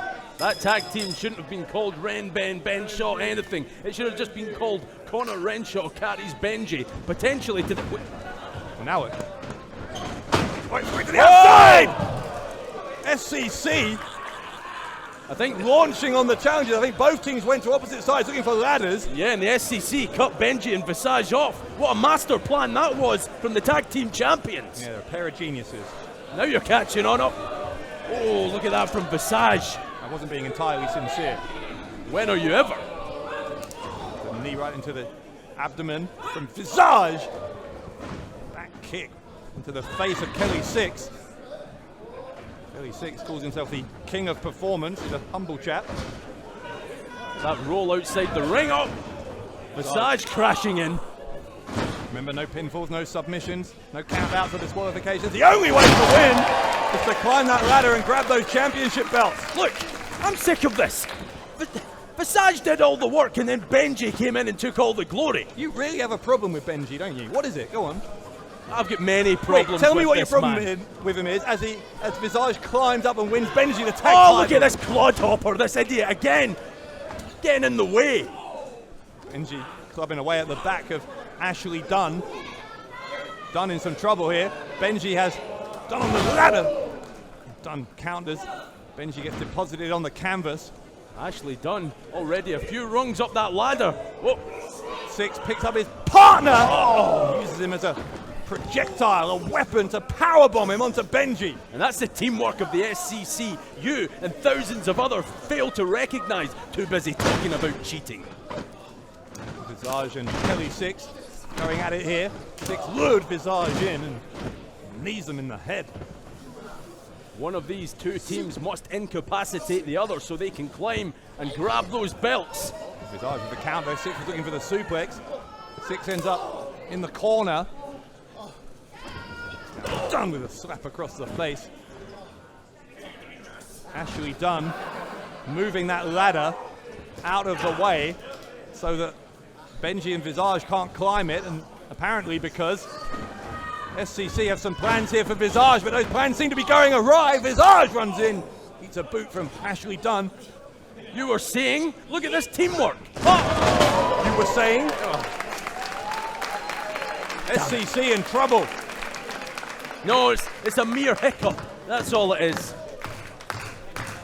No, this would really put me in a sour mood if Benji became one half of the Defiant Tag Team Champions. Many Defiant fans have been in a sour mood about SCC for a very long time. As I've talked about, they cheated to beat Aussie Open, the longest reigning Defiant Tag Team Champions ever, to win the titles. They've since had very questionable victories over Team White Wolf, over the dynamic duo, over others as well. And now, schmessionable. What does that even mean? I don't know. Roll with it. Benji climbing the ladder. There's a counter from Benji. Catches SCC. I thought he was a dog. He climbed that ladder like a cat. Who definitely climb ladders. I don't know what's going on. I'm shaking up. I can't believe this idiot might become one half of the tag champ. Nothing you said in the past minute makes sense. I feel like I'm drunk. Can't believe what I'm seeing. Benji cashing in that Magnificent 7 briefcase, has Visage as his partner, and the SCC are down. And look at the size of that ladder. And look at the size of that ladder. Well, one of those might be more effective than the other. Benji is I think the other one in. I think that's from my cupboard, my whole cupboard. Oh! Vile human being. You've got some on me as well. Well, no one can tell with that pattern on your jacket anyway. Look at Kelly Six has a ladder around his neck. That's a bad place for it to be. Double knees to Six. And Kelly Six is down. Dunne is down on the outside. Benji and Visage could be just moments away here from tag team title glory. They're going to try and do some more damage to Six, it looks like. Double team effort from Benji and Visage. I can understand the temptation. I'd like to do more damage to Kelly Six if I had the opportunity. Sure, everyone would. Just you sit here and call the action. Visage trying to take Six off of the turnbuckle here. Here comes Dunne. Missile drop kick right into the face of Visage. Boot to the face.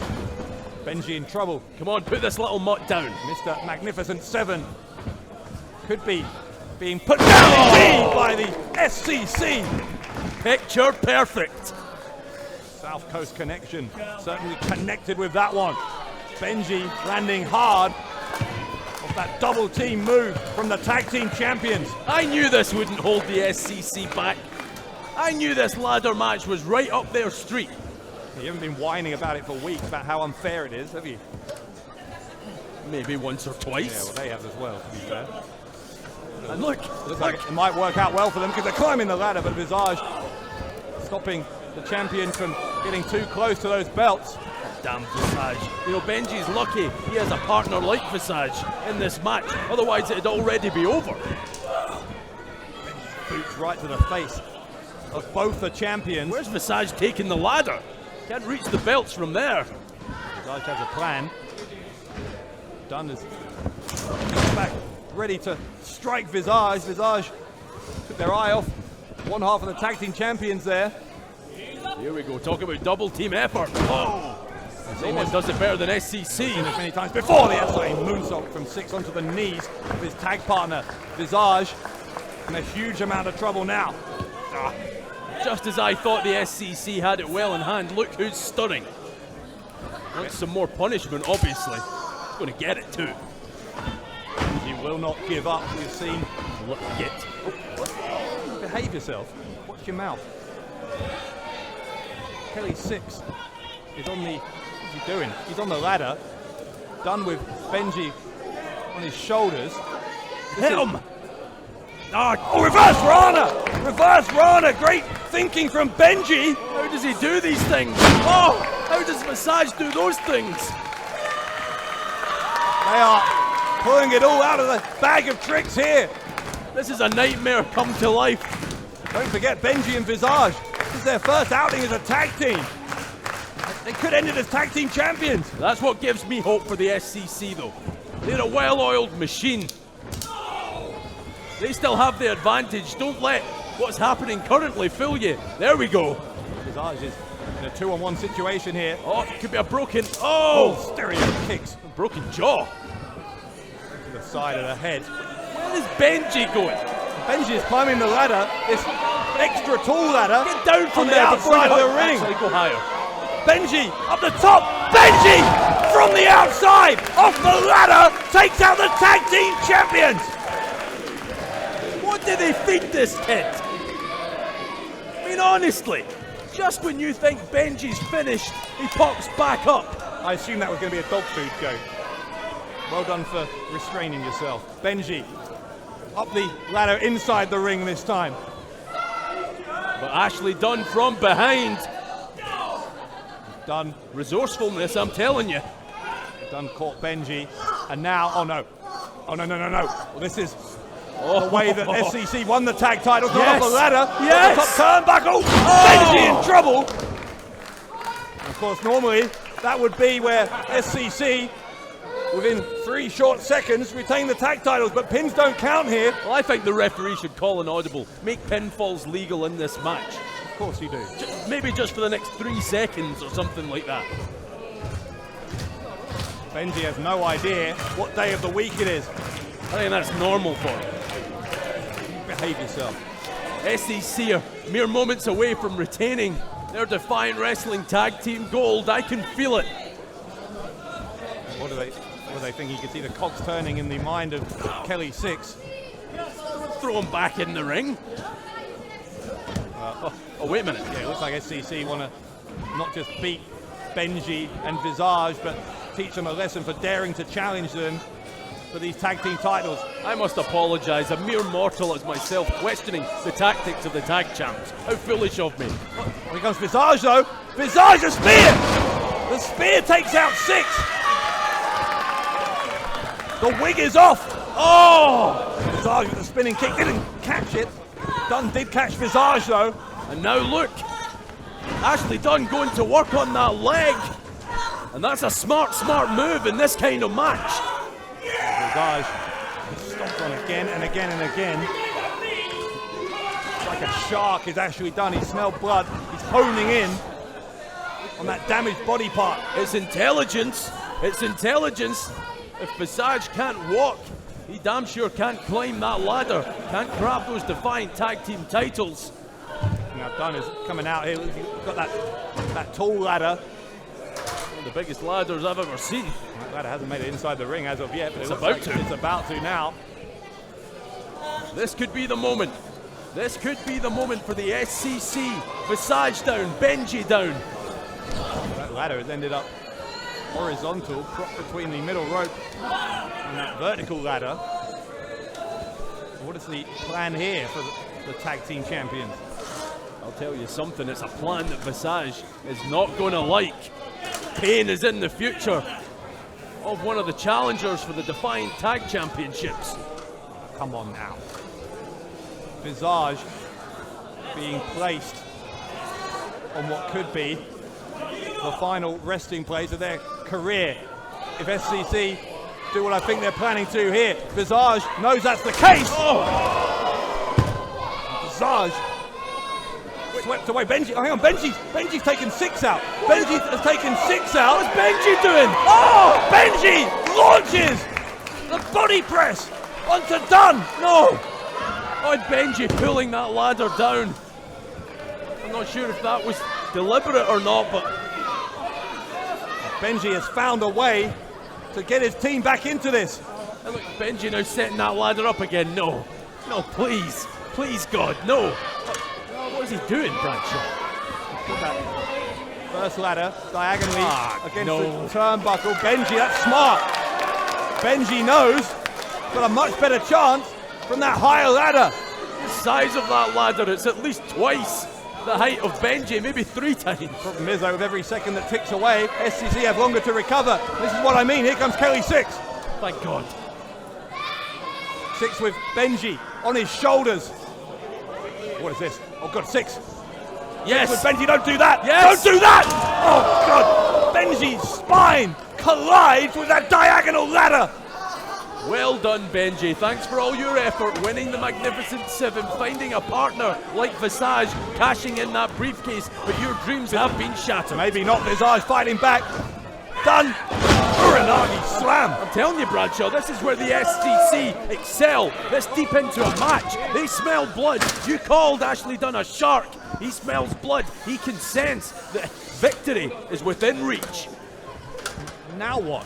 Visage again being repositioned by SCC. Again on top of a ladder. This could be the final shot for Visage. And wait a minute. That Benji-sized ladder coming back inside the ring. Dunn has put that ladder, the small ladder, right next to where he has Visage positioned. Look at how high Ashley Dunn is in the air right now.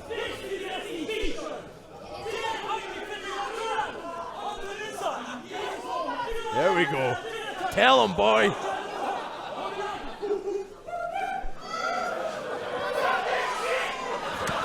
Oh God! I hope that goes viral. Ashley Dunn lands back first on that ladder. No! What is going on? Visage now chopping and striking away at Kelly Six. The showboating may have backfired for the tag team champions. Skull first though. Visage goes into the ladder courtesy of Six. Kelly Six going to finish Visage off. There we go. Dumped on the ladder again. Telling you, only a matter of time. Now the SCC boys have to set up that giant ladder. They have to climb it, and they have to claim what is rightfully theirs. Visage in all kinds of trouble. Dunn has recovered quickly from his own collision with the ladder. Once more, it's that extra tall ladder that Dunn has positioned underneath those championship belts. He has his fingertips on the belts, got to pull them off with that rope. Benji is up the top of the ladder with him. No! Ashley Dunn and Benji. Oh! Benji! Benji with the powerbomb on Ashley Dunn. There is a huge laceration on the back of Benji, but now look, in the middle of the ring, Kelly Six on his own. Come on, Kelly Six. Visage is there. Thank God for that. Visage is there. Oh, what a power bomb that was. And now Visage and Kelly Six precariously atop that ladder. No, Visage had one hand on the tag team titles. Oh, Visage, no! Visage has fallen away. Kelly Six. Here we go. For SCC. Here we go. The SCC retain. I called it, Dave. And you... The wig from Visage. Kelly Six into the ladder. Kelly Six. His spine may be broken. No. Do it, please, no. Do it. Shut up, everyone, no. Benji with his hands on the championships. Yes. New champions.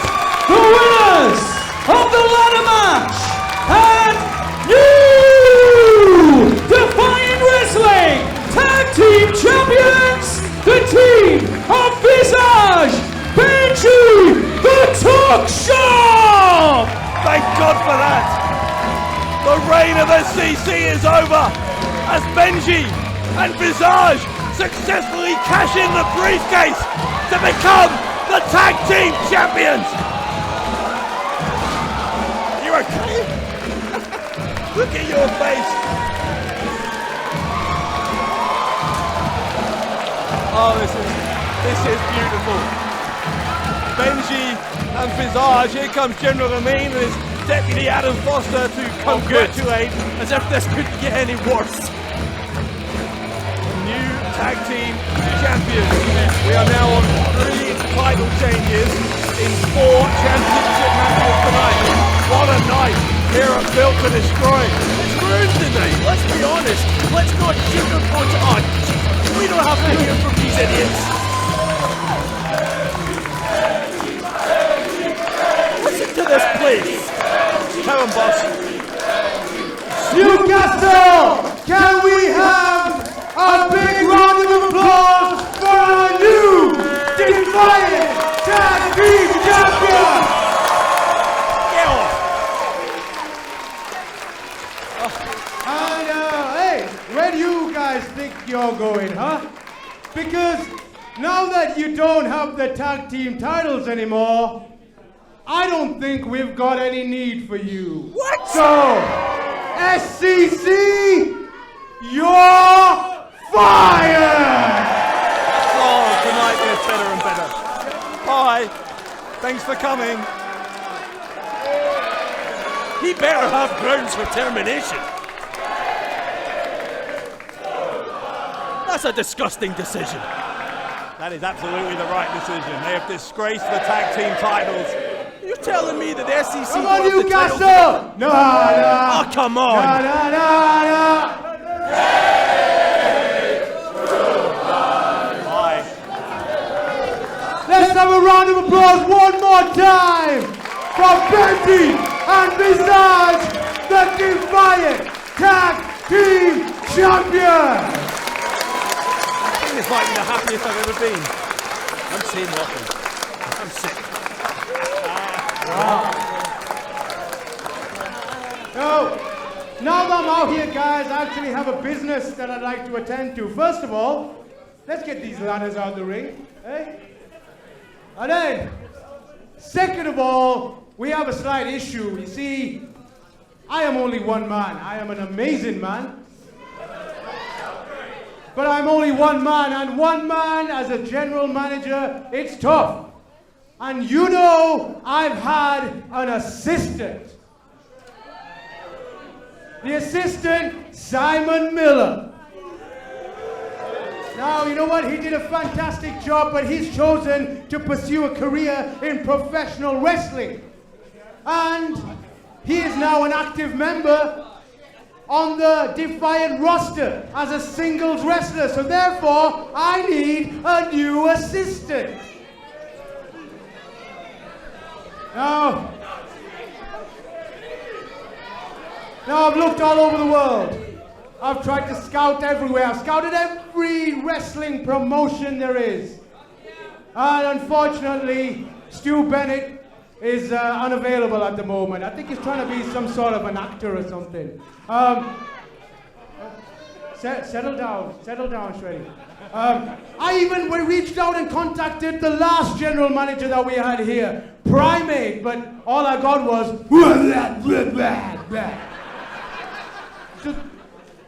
no, Shreddy, calm down. You see, I need someone who's gonna make the hard decisions. The hard decisions.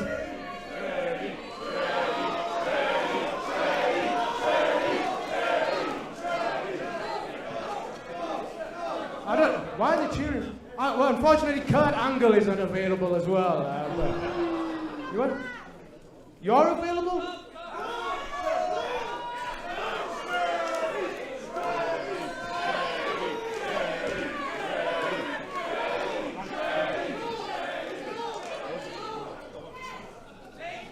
You guys want it? Okay, all right. I have made my decision.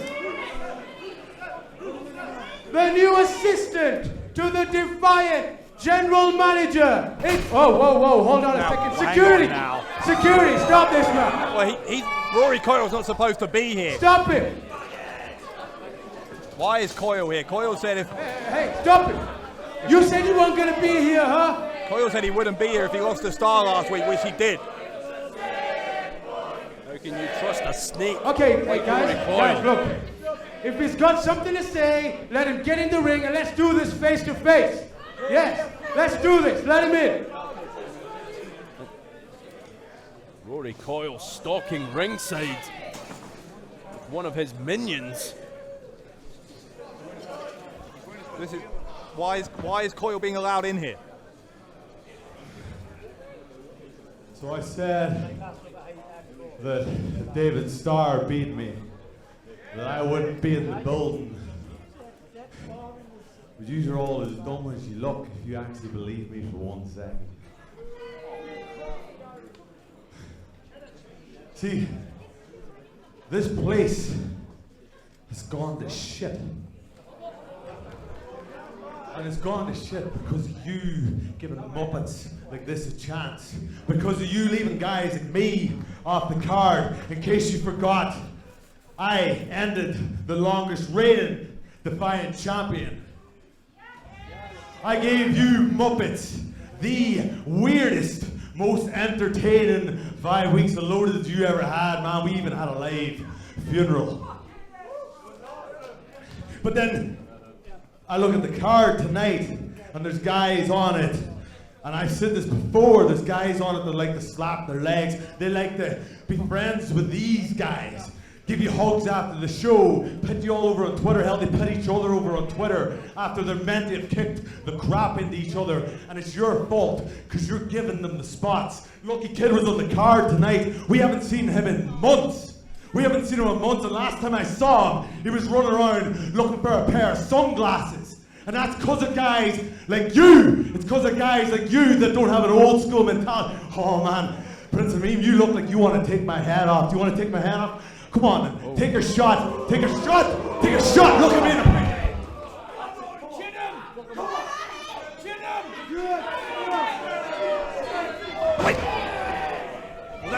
Whoa, look! Masked man in that bag. Coyle's minion doing some damage. And what's going to dip in the lake? General Amin back to his feet, but for how long? Coyle and this minion, as you call him, doing a number on Amin and Foster. Because I wasn't finished talking, Prince Ameem. You see, I'm sick of this. I am sick of what this company's became. I am sick of what the UK scene has become. Because you guys think it's cool now to stick the word independent on a t-shirt. Hey, what do you want? What are you after? You after healthcare? Because you know what? The way I was taught to wrestle, I'm going to let you in on it.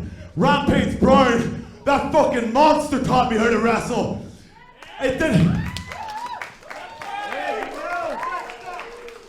The way I was taught, you didn't look for stuff, you didn't cry about what you didn't have. You think I care about healthcare? I've wrestled for 2 big promotions, and none of you know this, because I don't go on Twitter every 5 minutes crying because I've lost my luggage in an airport. I wrestled in a piece of crap town, broke my eye socket, got up the next day, got in the car, drove 260 miles, and I wrestled because I am a fucking wrestler. So we can cry, and right now Defiant are getting a little bit hot under the collar, Peter, because guess what? Bang, bang, I'm shooting again, and all the guys in the back are worried. Well, you can't go out there, Rory. You can't say what you want, because you might close some doors. You might close the doors to the tires. You might close the doors to Camden. Guess what? I'm an outlaw. I'm the last true sick boy. You think I care about doors? If I want to open those doors, I'll light a petrol bomb and I'll burn those doors down. So what's the point, Rory? Why'd you come out here? I am sick of this. I am sick of this new age of wrestling. These vegans, that are too afraid to get hit and get up the next day. I miss the old days.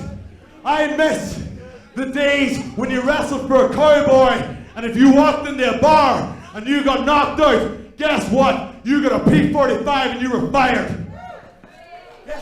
You think the guys like Terry Funk, the guys like Jake the Snake would be crying after healthcare? Nah, I miss the days when it was full of hard men that would look you in the camera, a smile in their eye, and ask you just to trust them. So I walked in the locker room. I was looking for people that shared that same mindset as me. People that were pissed off with all of this. We're jumping on the merch table. We're putting each other over on Twitter. And I found this muppet, this fucking maniac, Connor Renshaw. So you know what? You know what, everyone? Listen up. Listen up. This is an open call. If you're in the back and you can hear me, if you're sick of what's happening, this scene that you built, I'm talking to guys like Martin Kirby. If you're sick of it and you want to join me, then come join me. Hell, if you're sitting at home and you're fed up of what's happening and you're on the shelf because you don't buddy up to the right people, because you don't go drinking to the boys with the fans, I want you to join me. I'm going to save wrestling. We're going to go old school. We're going to go back to the dark ages where, guess what, it was full of tough guys and girls that just wanted to kick the crap into the person that was standing 12 feet opposite them.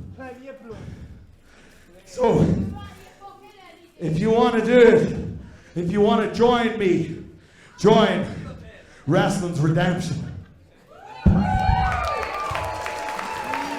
Where to begin? Where to begin? This outlaw getting on his soapbox and giving his manifesto for how he thinks wrestling should be. And apparently he's got a convert in Connor Renshaw. Connor Renshaw apparently seeing the light. He is drinking whatever Kool-Aid Rory Coyle is serving up. Wrestling's redemption, Bradshaw. Renshaw, the latest recruit to the twisted world of Rory Coyle. Well, that was thoroughly disturbing. And as our general manager and Adam Foster make their way out of here, Foster's leaving now, we're going to shift gears here and we're going to talk about what is going to be a very interesting match. Two people who have very different world views. Simon Miller, who of course made his name on YouTube, challenging the professional, the veteran Nathan Cruz to a match under Miller's own stipulations, an ups and downs match. This has to be, for my sanity at least, after what just happened with Benji and Visage becoming new tag champs, this has to be a walk in the park for Nathan Cruz. Please, God, please. I'll go to church every Sunday, please. I wouldn't count on it being a walk in the park, but I guess we're about to find out. The following contest, it is an ups and downs match. The rules are as follows. This contest has a 15-minute time limit. After the 15 minutes, the wrestler with the most decisions will be declared the winner. Decisions will be made by pinfalls or when a wrestler throws his opponent over the top rope and both of their feet touch the floor. Introducing first,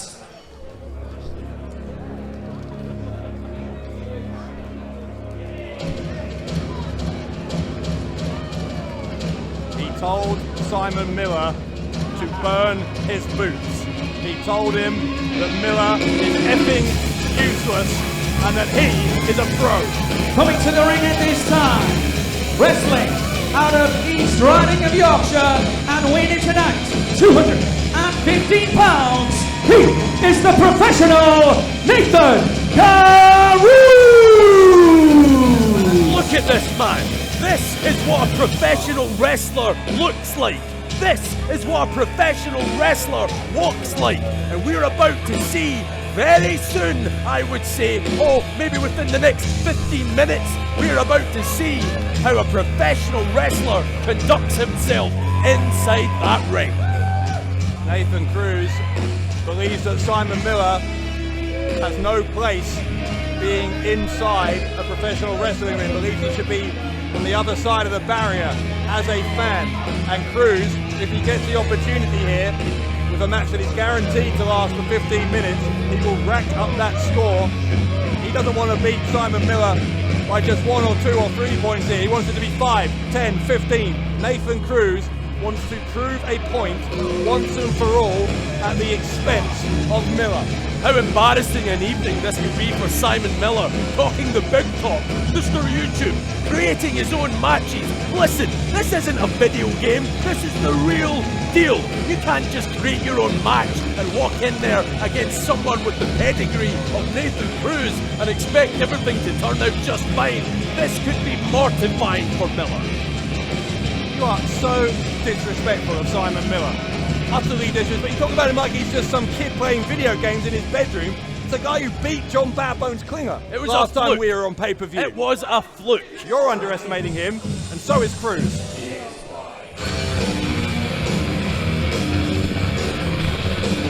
Enjoy this walk to the ring, Mr. Miller. It could well be your last for quite some time. His opponent from London, winning tonight at 250 pounds, Simon Miller! Simon Miller still very much on the comeback trail after almost 9 full months on the shelf with a shoulder injury. That injury was sustained one night after the last time these two wrestled. On that night, Nathan CRUZ was successful, but Simon Miller has learned a lot since then, and this time it could just be different. That sounds like wishful thinking to me, but the fact of the matter, as impressive a physique as Simon Miller has, as undeniable a work ethic as Simon Miller has, look at who he's against. For almost 15 years, Nathan CRUZ has been one of the tippy-top guys on the UK circuit. He's wrestled all over the place. He's been on national television. This is not going to end well for Simon Miller. There's no doubt the accolades and the resume of Nathan CRUZ, as he will tell you repeatedly, head to toe, he is a pro. That doesn't mean that Simon Miller is not a pro, as the bell rings and the clock starts ticking. 15 minutes time limit here. And again, to recap the rules, you get a point for scoring either an up or a down. An up is to throw your opponent over the top rope, with both feet hitting the floor. Down is a pinfall inside the ring. Either way, you get a point. Well, it's the only reason this match will last 15 minutes. It would be 15 seconds if it was a straight-on, one-on-one match. Well, we're already 25 seconds in, so you've already disproved your own point. Well, that's exactly my point. If this was a singles What is match... exactly your point? Your point is the exact opposite of the point you just made. No, listen, if you would actually clean out your ears and listen to what I'm saying, if this was a straight-up singles match, it would be over by now. But because Simon Miller creates this ridiculous 15-minute stipulation, we all have to abide by it as if he's some kind of creative genius. I'm sorry, it seems like Miller has been in control from the beginning. At least he had until now. That's the first signs of life we've seen from Nathan CRUZ. Miller is on the apron. Miller was sent to the outside, but his feet didn't hit the floor, so of course that does not count as an up. Miller, clothesline. Oh, here we go. CRUZ gets sent. CRUZ does not hit the floor. And therefore, does not count as an up. We are still 0-0 in terms of points. Look at the ring awareness of Nathan CRUZ, maintaining his balance, staying on that ring apron, making sure his feet didn't touch that floor. Very unique stipulation here. It is a brand new type of match that has been invented by Simon Miller. He's got a point, Bradshaw, come on. Why are you even in this ring, Simon Miller? I think he does have a point. Absolutely don't. Simon Miller has a very promising career ahead of him. Listen, Simon Miller should be doing some kind of ups and downs video on this pay-per-view. That's fine. He's a YouTuber. He's great at it. But inside that ring, he's a rookie. What an up it would be if Miller can win this! A clothesline and back elbow from Miller. Miller gaining a head of steam. Side suplex. CRUZ in trouble. And every time I denigrate Simon Miller, he comes back with offense like that. Miller avalanche in the corner. Miller, one-handed choke slam. The cover from Miller. Oh, CRUZ kicked out. Well, that would have been the first down of the match and a first point for Simon Miller. I'm surprised it's not 40 points to 0 already. A few minutes into this match to Nathan CRUZ, I really am. Clock is ticking. We're approaching the 3-minute mark in the 15-minute time limit already. Here we go. This is what Nathan CRUZ brings to the party, the experience advantage. Look at this, locking on this figure 4. Figure 4 leg lock, and that is smart from... He tapped out. He tapped. Miller tapped. Miller tapped. So CRUZ thinks he's won it. That's a point, right? I think we should give him 2 points for that. Well, technically, hang on, I think what the referee is saying is it has to be a pinfall. What? There was never anything said about submissions.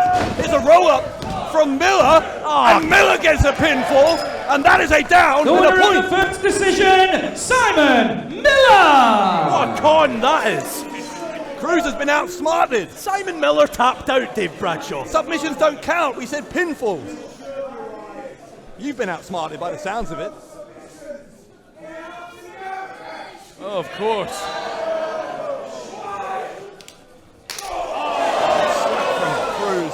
Throw him over the top rope. CRUZ has snapped here. Nathan CRUZ choking away. Yeah, now Simon Miller's going to pay. I'm a professional. You're not a pretender. There we go. Shout that all he likes, but CRUZ is 1 point to 0 down here. That's because the rules weren't properly explained to the professional. I don't see what the lack of explanation was. It's a pinfall or throw him over the top. Get it now? Oh! Speaking of over the top, there's an overhead belly to belly. Wait, no! No! CRUZ!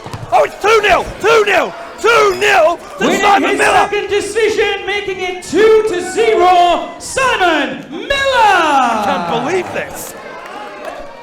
Can't believe what I'm seeing. Simon Miller is actually 2-0 up against Nathan CRUZ. It looks like Miller has got CRUZ's number. That is 2-0. We are 5 minutes into this, and CRUZ already 5 2 minutes points have gone down. by, 5 minutes. We're a third of the way through this match, and honestly, I thought it would be a cricket score by now in favour of CRUZ. Well, on current rate of progress, this is going to end 6-0 to Miller. I don't know how he's done it, but Simon Miller has blatantly cheated here. I can't explain it right now, but give me and my lawyers some time to figure this out. Slap from CRUZ. Miller took his eye off of CRUZ just for a second. There's the mean streak of the professional. This is a challenge now, even for someone of CRUZ's ability to come from 2 points down. Quick suplex, CRUZ knows the urgency. He's going straight for a pin, gets a 2 count only. As the seconds continue ticking away, it's imperative now for Nathan CRUZ. The heat is on. He's staring down the barrel, 2-0. Nathan CRUZ must get that next fall and keep himself in this ups and downs match. He's essentially got to defeat Simon Miller at least twice to tie it, or 3 times to win in 9 minutes. There's only 9 minutes now. Stop pointing that out. You're enjoying this. Of course I'm enjoying it. After what happened just earlier on this evening, Benji and Visage becoming tag champs, I don't know if I can take another disappointment. It's going to take you a while to recover from that one, isn't it? It'll take me a while to recover from this if Nathan CRUZ doesn't pull it out. Cover by CRUZ, another 2 count. Miller is hanging in there with this 2-0 lead. What is it with Simon Miller and these fluky wins? A fluke by definition happens once, doesn't it? He's already beaten apparently Klinger. not. He's got 2 points over CRUZ here. So I'm not sure where you're getting this fluke idea from.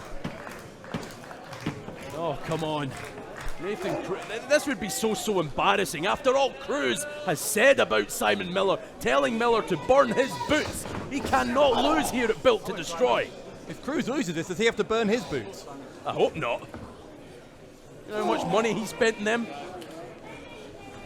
At the moment, Nathan CRUZ is on course to lose this ups and downs match. CRUZ said he was not especially bothered. Hang on a second, Not wait. again. CRUZ trying to send Miller over the top. Miller doesn't go to the floor. Almost. Punch him. Kick him in the balls. Do anything. Get him off that ring apron. CRUZ, elbow right into the jaw of Miller. Here we go. Here we go. 2-1. I can feel it. CRUZ nearly down. CRUZ 3-0. It could be 3-0. No. His feet didn't hit the floor. CRUZ's feet did not hit the floor.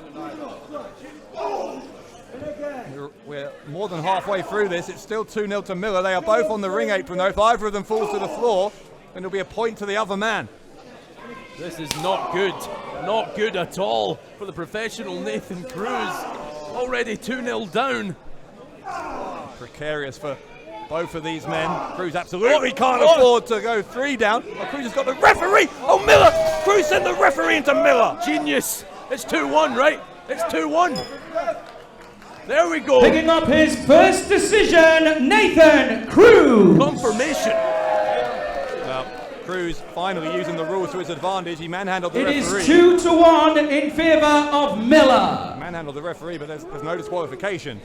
So all that matters in that exchange is that Miller's feet hit the floor. CRUZ, whatever you think of him, that's smart. Well, that's the viciousness that Simon Miller needs to learn, and fast, if he wants to make it in this world. There's a little bit of naivety possibly there from Miller.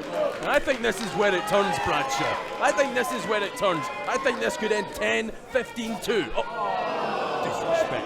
Disrespect from CRUZ. Miller got drawn in. Shoulder first. More inexperience. A roll up. He's got the trunks. He's got the trunks, referee. He's got the trunks. Picking up the decision to make it 2-all, Nathan CRUZ. CRUZ has tied it up at 2-all. Told you. How long did that take? Now CRUZ has momentum. Now the professional will start to take over. He already is taking over. What am I saying? This is where I was saying earlier on, this is not going to end well for Miller. Your mood has changed. And how? Face first into the turnbuckle goes Miller. What I was going to say a few moments ago was that CRUZ said he wasn't bothered about the stipulation. CRUZ was saying he's been in so many new types of matches throughout his career. He's always found a way to win. And he's finding a way. He's not winning this yet. It's 2 falls each. Give it time, give it time. CRUZ gaining his falls questionably, but they count.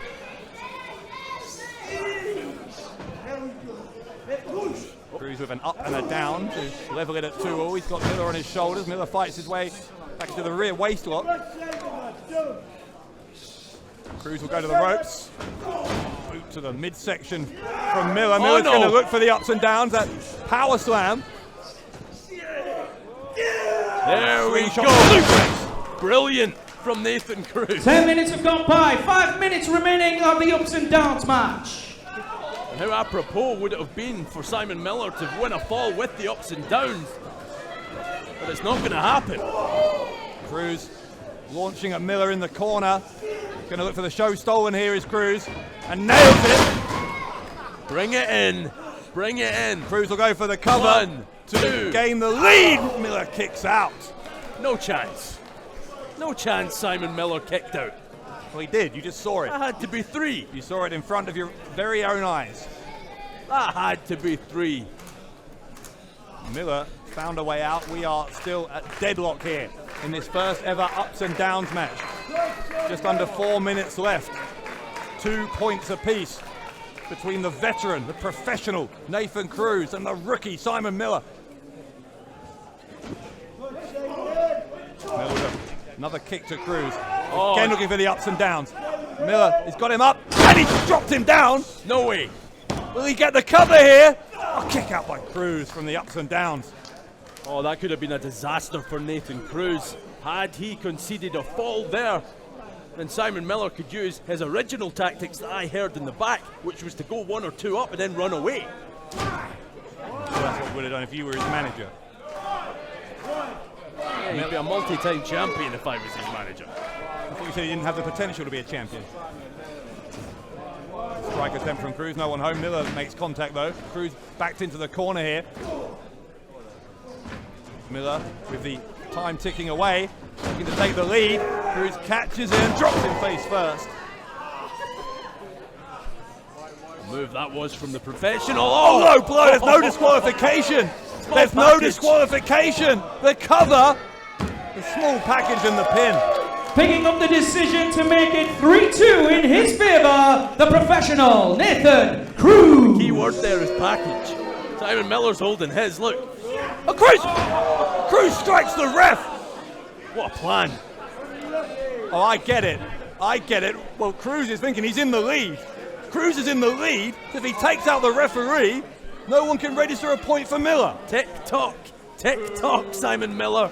Mr. YouTube is running out of time. How cynical. What a cynical tactic from Nathan CRUZ. You call it cynical, I call it successful.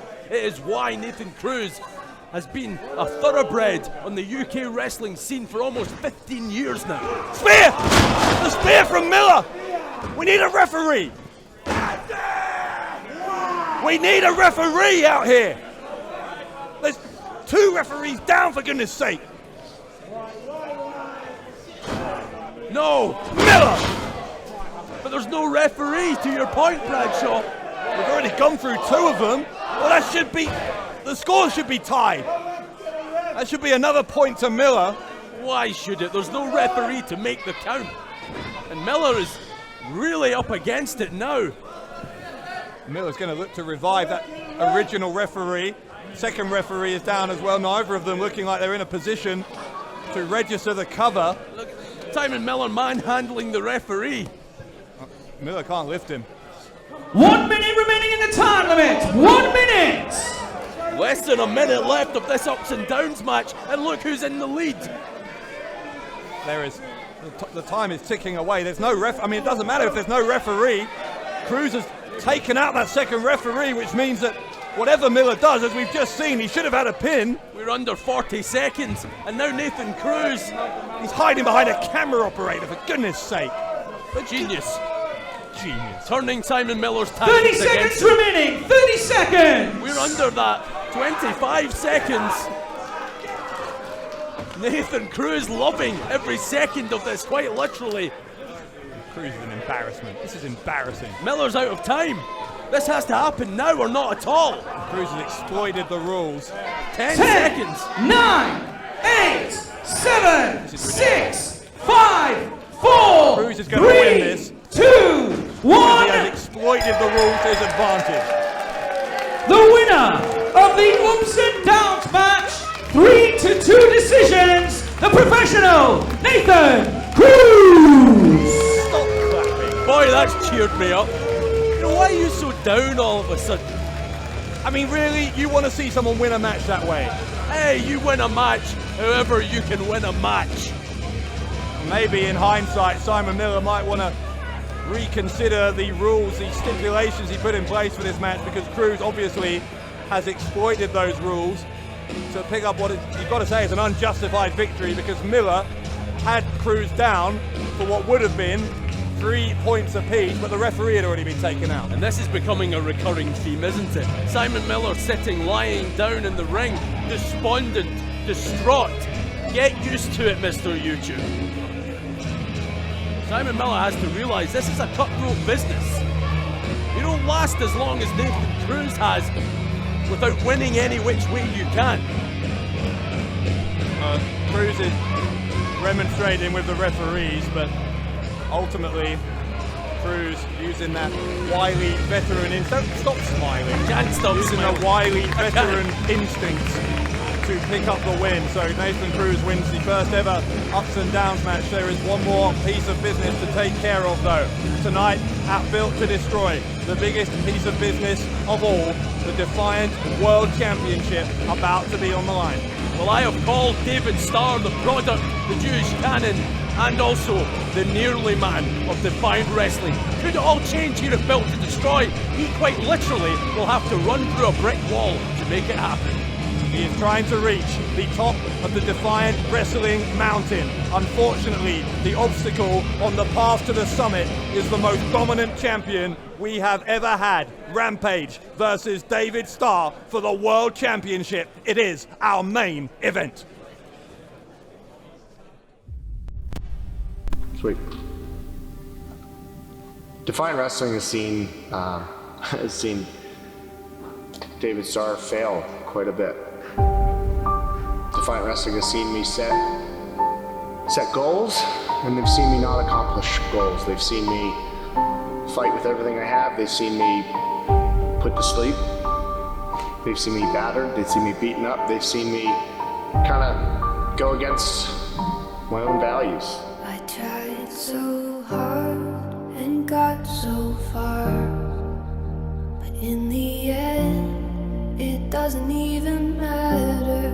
I had to fall to lose it all, but in the end, it doesn't even matter.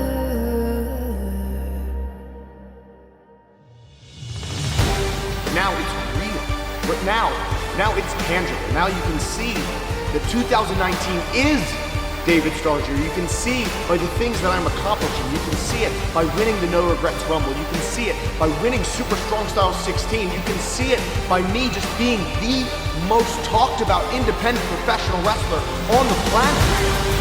Look out below, watch the time go right out the window. Trying to hold on, but you didn't even know. Wasted it all just to watch you go. I kept everything inside, and even though I tried, it all fell apart. What it meant to me will eventually be a memory of a time when I tried so. I'm going out and I'm proving that I am the best independent professional wrestler on the planet. And on June 29th at Built to Destroy, Defiant's anniversary show, I'm leaving the Defiant World Champion.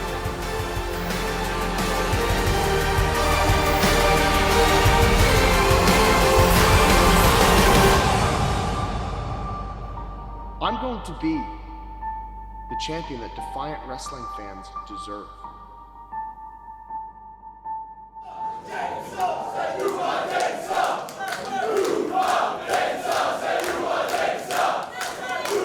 Newcastle upon Tyne, England! We are live all over the world for this, the main event of Built to Destroy! It is a singles bout set for one fall.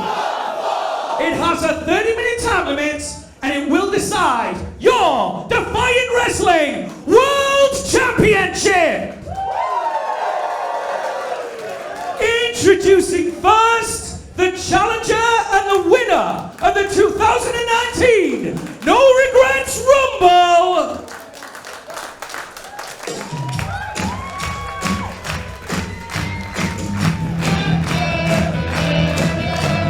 He is the cream in your coffee!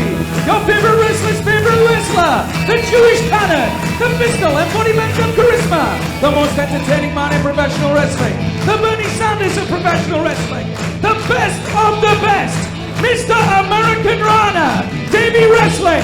The 104-minute man! The main event! He's really good at Twitter! The king of talks! The product! David STARR! It is no lie when we say he is the most talked about man in the independent wrestling scene worldwide. Can he match that buzz with success? Can he finally go that one step further than he has ever gone before here in Defiant and taste the glory of championship gold at the 4th annual Built to Destroy?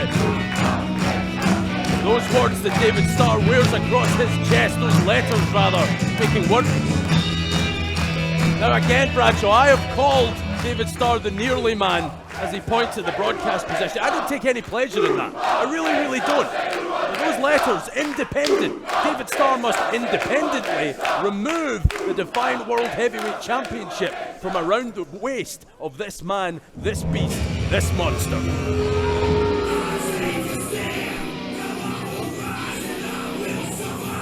Monster reborn.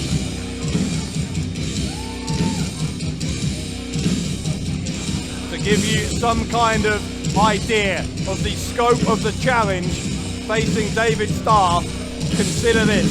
Rampage has only tasted defeat here in Defiant once in 18 months. Scary. downright scary. That's why we call him the most dominant world champion we have ever had. And here he is. His opponent is the champion from Leeds, England, weighing in tonight at 260 pounds. He is the current reigning and defending Defiant Wrestling World Champion. This is Rampage! Rampage, the only two-time Defiant World Champion in history. He is synonymous with Defiant Wrestling. And he has already beaten David Starr with this championship on the line earlier this year. On that night, the event was called Unstoppable. Rampage was unstoppable, and Starr left once again, as you call him, the nearly man. Is that his destiny? Will he always just fall short? Well, you said it at the top of this pay-per-view. David Starr tonight must be built to destroy, and look at that little sign he has. He's better than Rampage. Well, until David Starr wears that gold around his waist, I'm afraid that's simply not true. And Rampage knows it. You said it, Dave. Rampage has already beaten David Starr before. Who's to say he won't do so again? Starr has made a habit of causing a stir among the powers that be in the wrestling world in recent times, most notably treading on a particular championship belt in a sign of obvious disrespect, but he has no such disrespect for this championship. It is a championship that he covets and that he has coveted for the past 27 months that he has been a part of this company. Unbelievable. Truly unbelievable. The hoops that David Starr has had to jump through, the obstacles he's had to overcome.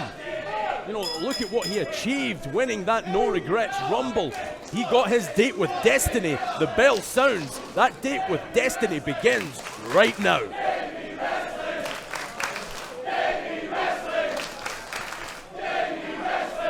Unanimous support here for David Starr. Defiant fans have taken him under their wing as one of their own. He was named by the fans as the Defiant Wrestler of the Year in 2018. I don't think there's any doubt that anyone in this building would grudge David Starr every success in the world. God knows he works hard enough. But you'd have to get up pretty early in the morning to outwork the Defiant World Heavyweight Champ Rampage. Of course, the about to pull in the elephant in the room that we haven't talked about. He's certainly the elephant in the arena because we know he's here, Rory Coyle. Oh. That is one big difference between the Rampage who Starr faced in February and the one he's facing here today, because since that last match between these two, Rampage, as we know, has aligned himself with Coyle, and that makes him all the more dangerous. Certainly does. Rory Coyle has added a new layer, as if one was needed, mind you. Rampage was successful enough on his own, but Coyle has managed to bring out this monstrous behavior, this cynical hatred, this willingness to destroy everyone in his path in Rampage. David Starr could be next. Starr, remember, defeated Coyle unloaded this past week. Video store massacre. The idea of that match was that if Coyle lost, which he did, then he would voluntarily stay away tonight, but we've already seen him here, so we know that, as he said, you should not trust a snake like Rory Coyle. And here's a question for you. David Starr damn sure knows Rory Coyle is here. Do you think that is already playing on Starr's mind? He knows Coyle's in the building. Starr, never afraid to say a word or two, in and out of the ring. He goes for a Lufez press there, but gets caught. That's the power of the champion on display. Whoa! Rampage! What a clothesline that was. Sent flying to the outside. This is where Starr likes his opponents reeling outside that ring, so he can do this. So Starr too soon. And on the floor now, back on the apron. Starr is looking, I think, for that Cherryman DDT instead. Rampage sends him to the outside. Never mind Cherryman, David Starr might be tasting his own blood after that big boot from the Defiant World Heavyweight Champion Rampage. Rampage looking every bit the dominant champion that he has been here. Right now against STARR. There have been people who have believed, many fans I think have believed, that this may be STARR's time since he won the No Regrets Rumble, that maybe this is that time that he'll go one step further. But I think the problem with that hypothesis is that it kind of leaves Rampage out of it. I tell you, David Starr's not going to win a slugfest against Rampage. Now he can try gamely, and he has to hit as hard as he can, but when it comes to those strikes, Rampage is phenomenal.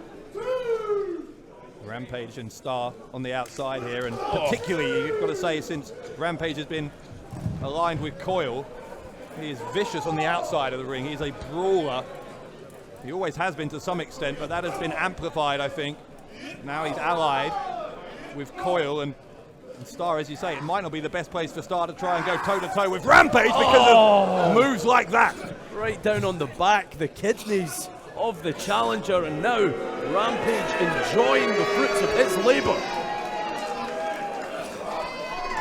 Rampage, I think, would take the count-out victory here. Might be disappointing to fans in this main event, but Rampage doesn't care. He just wants to leave here as world champion. Well, Rampage knows the threat that David Starr poses to this second championship reign. Maybe I stand corrected, because Rampage did just restart the count, which does imply that he would rather end this inside the ring. But that is the confidence of Rampage. He doesn't need to win this by count out. Rampage believes that he can destroy David Starr any way he wants, whether it be by count out, whether he gets him back in the ring, pile drives him, pins him. Rampage believes there's no one he can't beat, and he's got good reason for that, given his record in the past year and a half. Well, you and I have sat here many, many times. From Rampage, brings STARR back in, and now the champion will go for the cover, and STARR won't even let his shoulders stay down for one. Not even a one, but you and I have sat here many, many times at ringside, and before I became a commentator here in Defiant Wrestling, you, more so than I, watched Rampage put opponent after opponent away with one pile drive. That's all it takes, just one. Drops his opponent right on the top of their head. 1, 2, 3, it's all said and done. Yeah, you can be the biggest, toughest guy in the world. If you get dropped on your head, you're going to stay down for a 3 count. The viciousness of Rampage, just the sheer animalistic strength that this man has is frightening. And if STARR had forgotten just how painful it can be in the ring with Rampage, he is quickly being reminded. There we go. The big clutch and then that suplex. Wow. Rampage goes for the cover, hooks the leg. 1 count.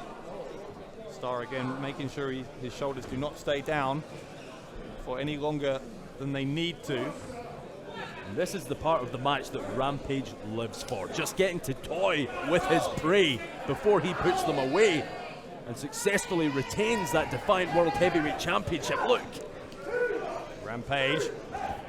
Legal choke there, using the ropes for assistance. Throat just on the count of 3.5. David Starr sucking for wind, finding it hard to breathe.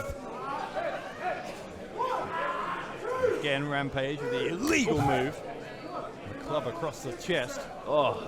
Yeah, there is saliva dripping from the mouth of David Starr, which suggests he's not fully in control of himself at the moment.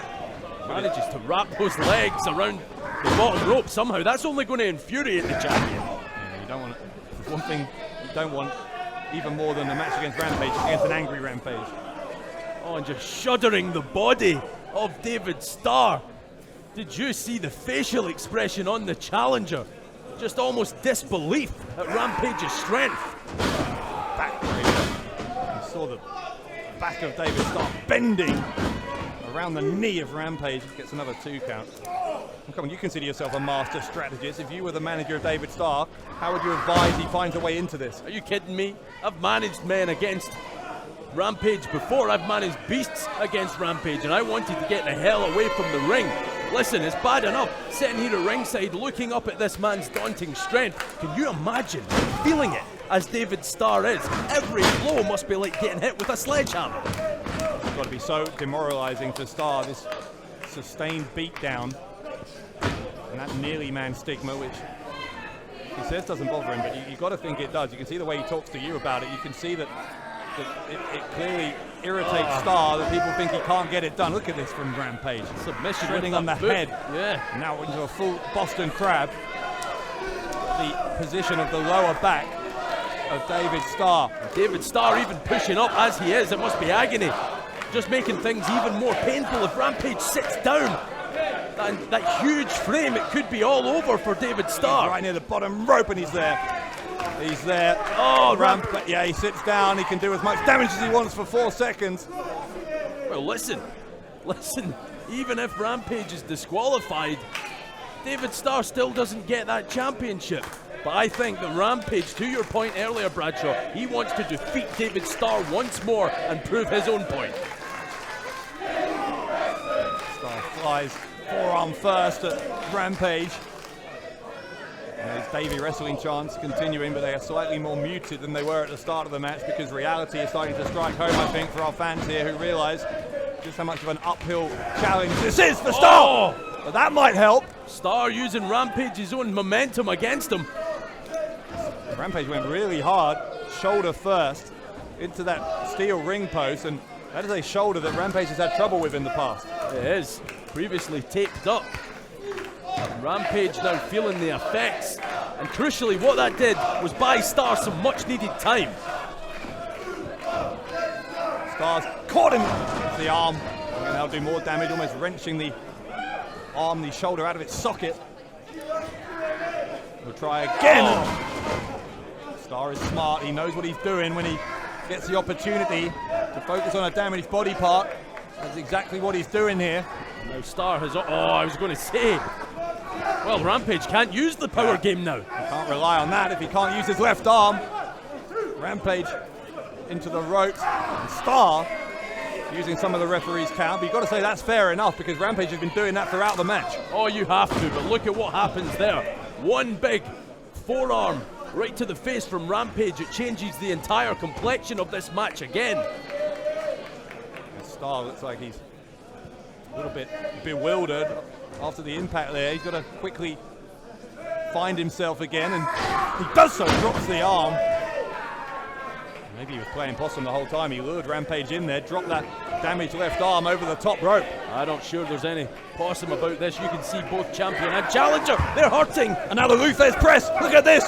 David Starr, all the frustrations of 2+ years as the nearly man in Defiant. He unloads on Rampage here. David Starr calling on these people to breathe new life into his lungs. Give him the energy to become the new Defiant champ. Starr is going to launch himself at Rampage.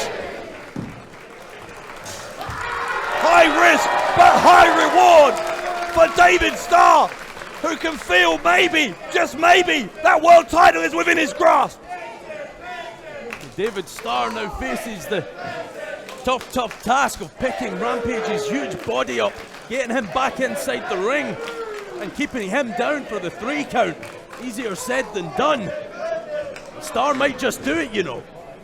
He's got him back in the ring. That's part 1 of the job done. Now he's got to find a way to keep Rampage down long enough to get the 3 count here. Having lariats with the right and the left. Rampage won't go down. Starr gonna go to the ropes here. To the hand Stanson. Gets caught, power slam. There's that brute strength of Rampage. Now we've watched in awe, Bradshaw, many times as people, men of serious credibility have hit hard, hit fast, and many times against Rampage, and then he changes the match with one of those big power slams or a spine buster, the pile driver, anything in his arsenal. Oh, but it looks like Starr is going to use something from his arsenal. He's looking for the submission here. Rampage with that injured arm, he can't lift him. Starr is trying to bend that arm round. He's going to try and look for that Republican remorse, the submission hold. That would be a disaster for Rampage if Starr can lock on that submission. Or onto the face from the champion. He's got the nerve. I think Starr is trying to get a nerve hold on that left shoulder. Look at him again, contorting, manipulating that left shoulder. There it is again. One strike, that's all it takes for Rampage to knock his opponent for 6 and keep himself in the hunt. But I don't think that was a deliberate strategic move. That was desperation. That might was have been. desperation from Rampage. Oh! Discus lariat. Discus lariat. Oh no. Now what?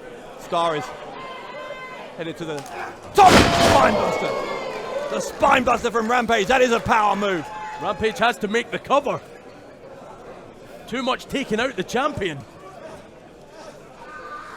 Now, Rampage. Going for that Boston Crab again, it looks like. Rampage sitting down on the Boston Crab. We've got the half crab, that single leg crab that gives him more control over his balance here, Rampage. Means that it's a lot harder for STARR to find a way out of this, and it allows Rampage to sit down.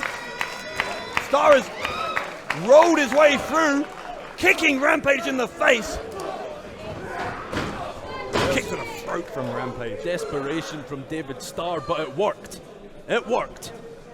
And you can see the frustration on the face of the champion. Maybe believed he had the challenger where Rampage wanted him with that half crab, but David STARR wriggled free. Look at how limply, though, Rampage is holding that left arm. STARR's strategy of focusing on that arm has paid dividends here. You can see it clearly. You're right. Rampage, the wounded champion. Chop across the chest from Rampage. STARR is on his knees here, and he's in trouble. A headbutt from Rampage, but you know, Rampage is not fighting at 100% here without that left arm. Rampage roaring for the challenger. Bring it. STARR does try to bring it, but Rampage! Point of the elbow into the face. STARR now finding it difficult to get his balance, to work out where he is. You're in Newcastle, STARR. The world title is on the line. Focus if you can. You've got an opportunity here. Now David STARR bowing up. These strikes from Rampage having no effect. STARR almost impervious to pain. Again, the elbow from Rampage. You're right, it seems to be having no effect. STARR back on his feet. And now STARR with strike after strike on Rampage. Rampage, the champion, is in trouble here. Is this STARR's night? Oh, but there again, Rampage takes it. He pulled him back in. He pulled him back in. Here comes STARR. Went for the kick. Rampage moved out of the way. And the Cherryman DDT! The DDT! It's something David STARR wanted earlier. But the wait was worth it.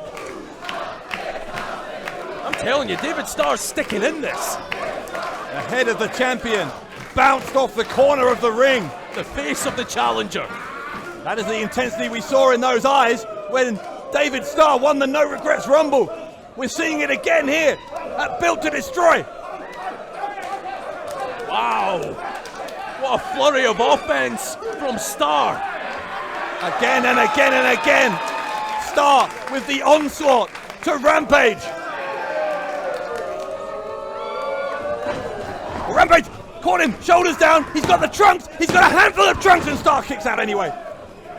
How did STARR kick out of that? Takes the leg away, kick to the side of the head. There's the handstanson, he calls it. The cover.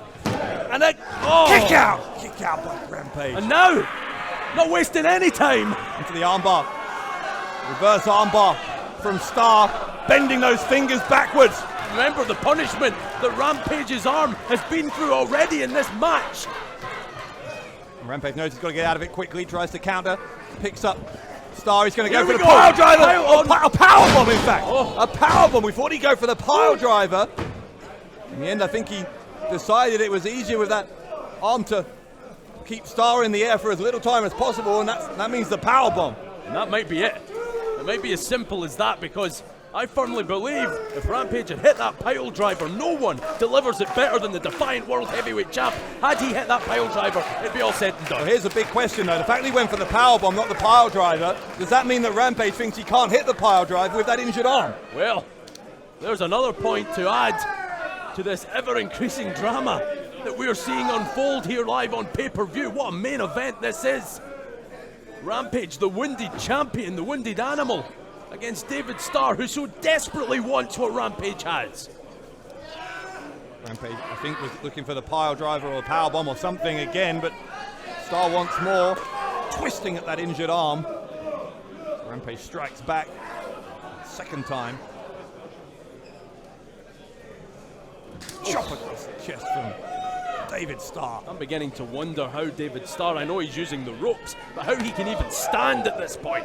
The same goes for Rampage. How you survive this long in there with Rampage, bad arm or not, and still be able to keep getting back up, just shows you how desperately David Starr wants to become the Defiant World Champion.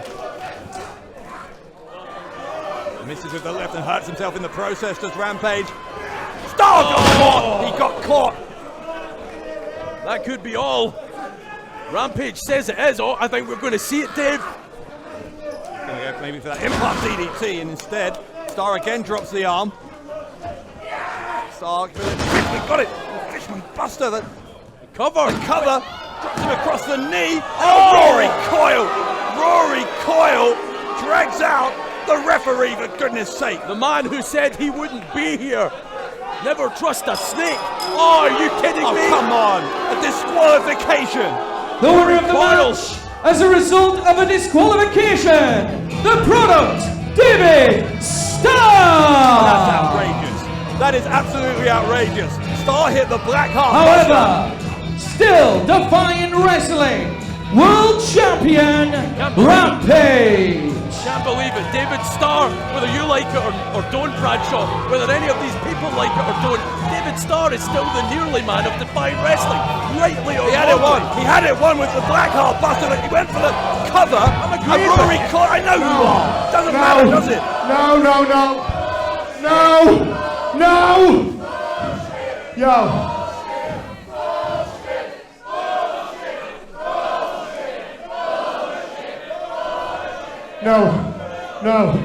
No, Rampage, you don't want to win like that. You don't want to walk out with that title like that. You don't want to. I'm telling you, this is not ending that way.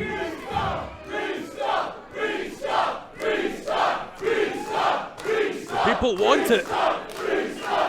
Let's restart this match, Rampage. Come on, let's restart this match. What he was telling Rampage to take the disqualification defeat. Walk out of Wait, no. Don't walk away. Don't walk away. Look. You guys don't like the rules? Let's throw them out the window. I don't care. Restart this match, no disqualification. I don't care. No, this is desperation from Starr. You need, wait. You need your buddy? You can't get things done without Rory? Huh? You can't get things done without Rory? Well, guess what? I don't care. Let Rory stay at ringside this time. No DQ. Rory can stay there. I don't care. Restart this match. By all means, I am not walking out of here without that fucking championship. So you get back in here. There seems to be some disagreement between Rampage and Coyle. Rampage doesn't need to do this. That's the point that Rory Coyle is making. Well, now it seems to be Coyle who wants to say. Rampage was walking out. Coyle says now he's offering that no disqualification rule. I think Coyle wants it. No rules, bud. Anything goes. Ring the bell. This match will continue. He's going to try and use the belt. Now it's all legal. It's a super kick. The belt shot from Starr. Low blow. Oh, here's the pile driver. Oh, he catches him! He catches him! The cover by Starr! Kick out! Damn it, the kick out by Rampage. Oh, the belt shot! The belt shot! Don't tell me! Oh my God! Don't tell me! The pile driver! Oh my God! The muscle! The cover! Starr is the champion! The winner of the match! And new Defiant Wrestling World Champion, the product, David Starr! He's done it! The nearly man no more! David Starr is the heavyweight champion of this world! I have to give it up for David Starr. The balls it took after what Rory Coyle did pulling the referee. The balls it took of Starr to make the challenge no holds barred, keep Coyle at ringside. And David Starr pulled it off. Nearly man my ass. David Starr is the World Heavyweight Champion. Can you believe it? David Starr persisted for over 2 years, and that is his reward. David Starr is the Defiant World Champion.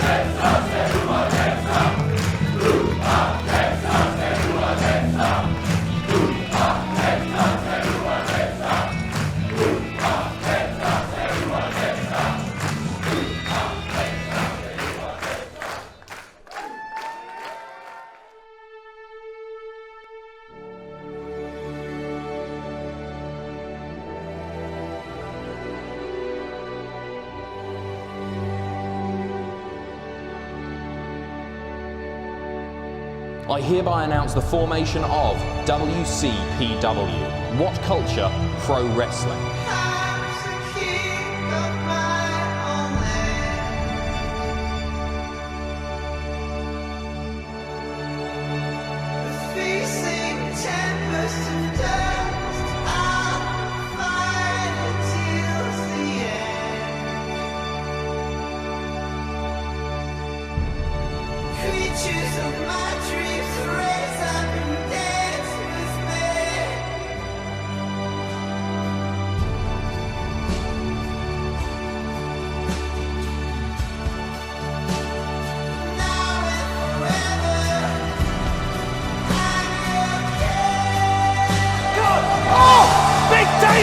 With the pile driver?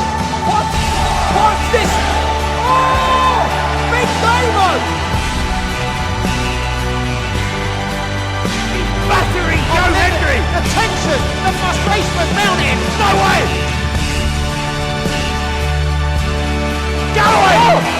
Galloway, take it! Oh look! Look! And Cullen! Oh! Drew Galloway is the new WCPW World Champion! Little Kirby, for the first time ever, hit the Zoidberg elbow. Oh! Oh my God! Kirby, hit it! Martin Kirby is the WCPW champion! Oh my goodness sake! This is going way too far. What on earth? Wow! We have a new champion, Joe Hendry.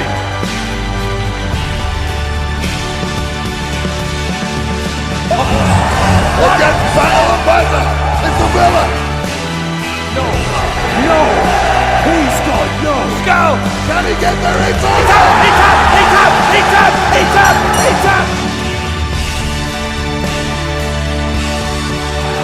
No way to jump. Skull. Oh my God! You think you'll retain that championship like that? I'm afraid I've got some bad news.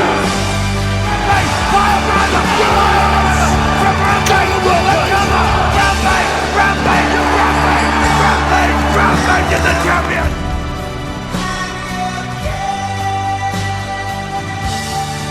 Royal's gonna go for the cover. There's a referee here. The referee?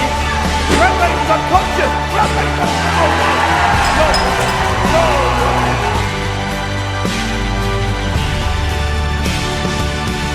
Oh, here we go. Rampage on the VCR. Plants him. Rampage. The cover. And Rampage is world champion once again. I'm going to be the champion that Defiant wrestling fans deserve.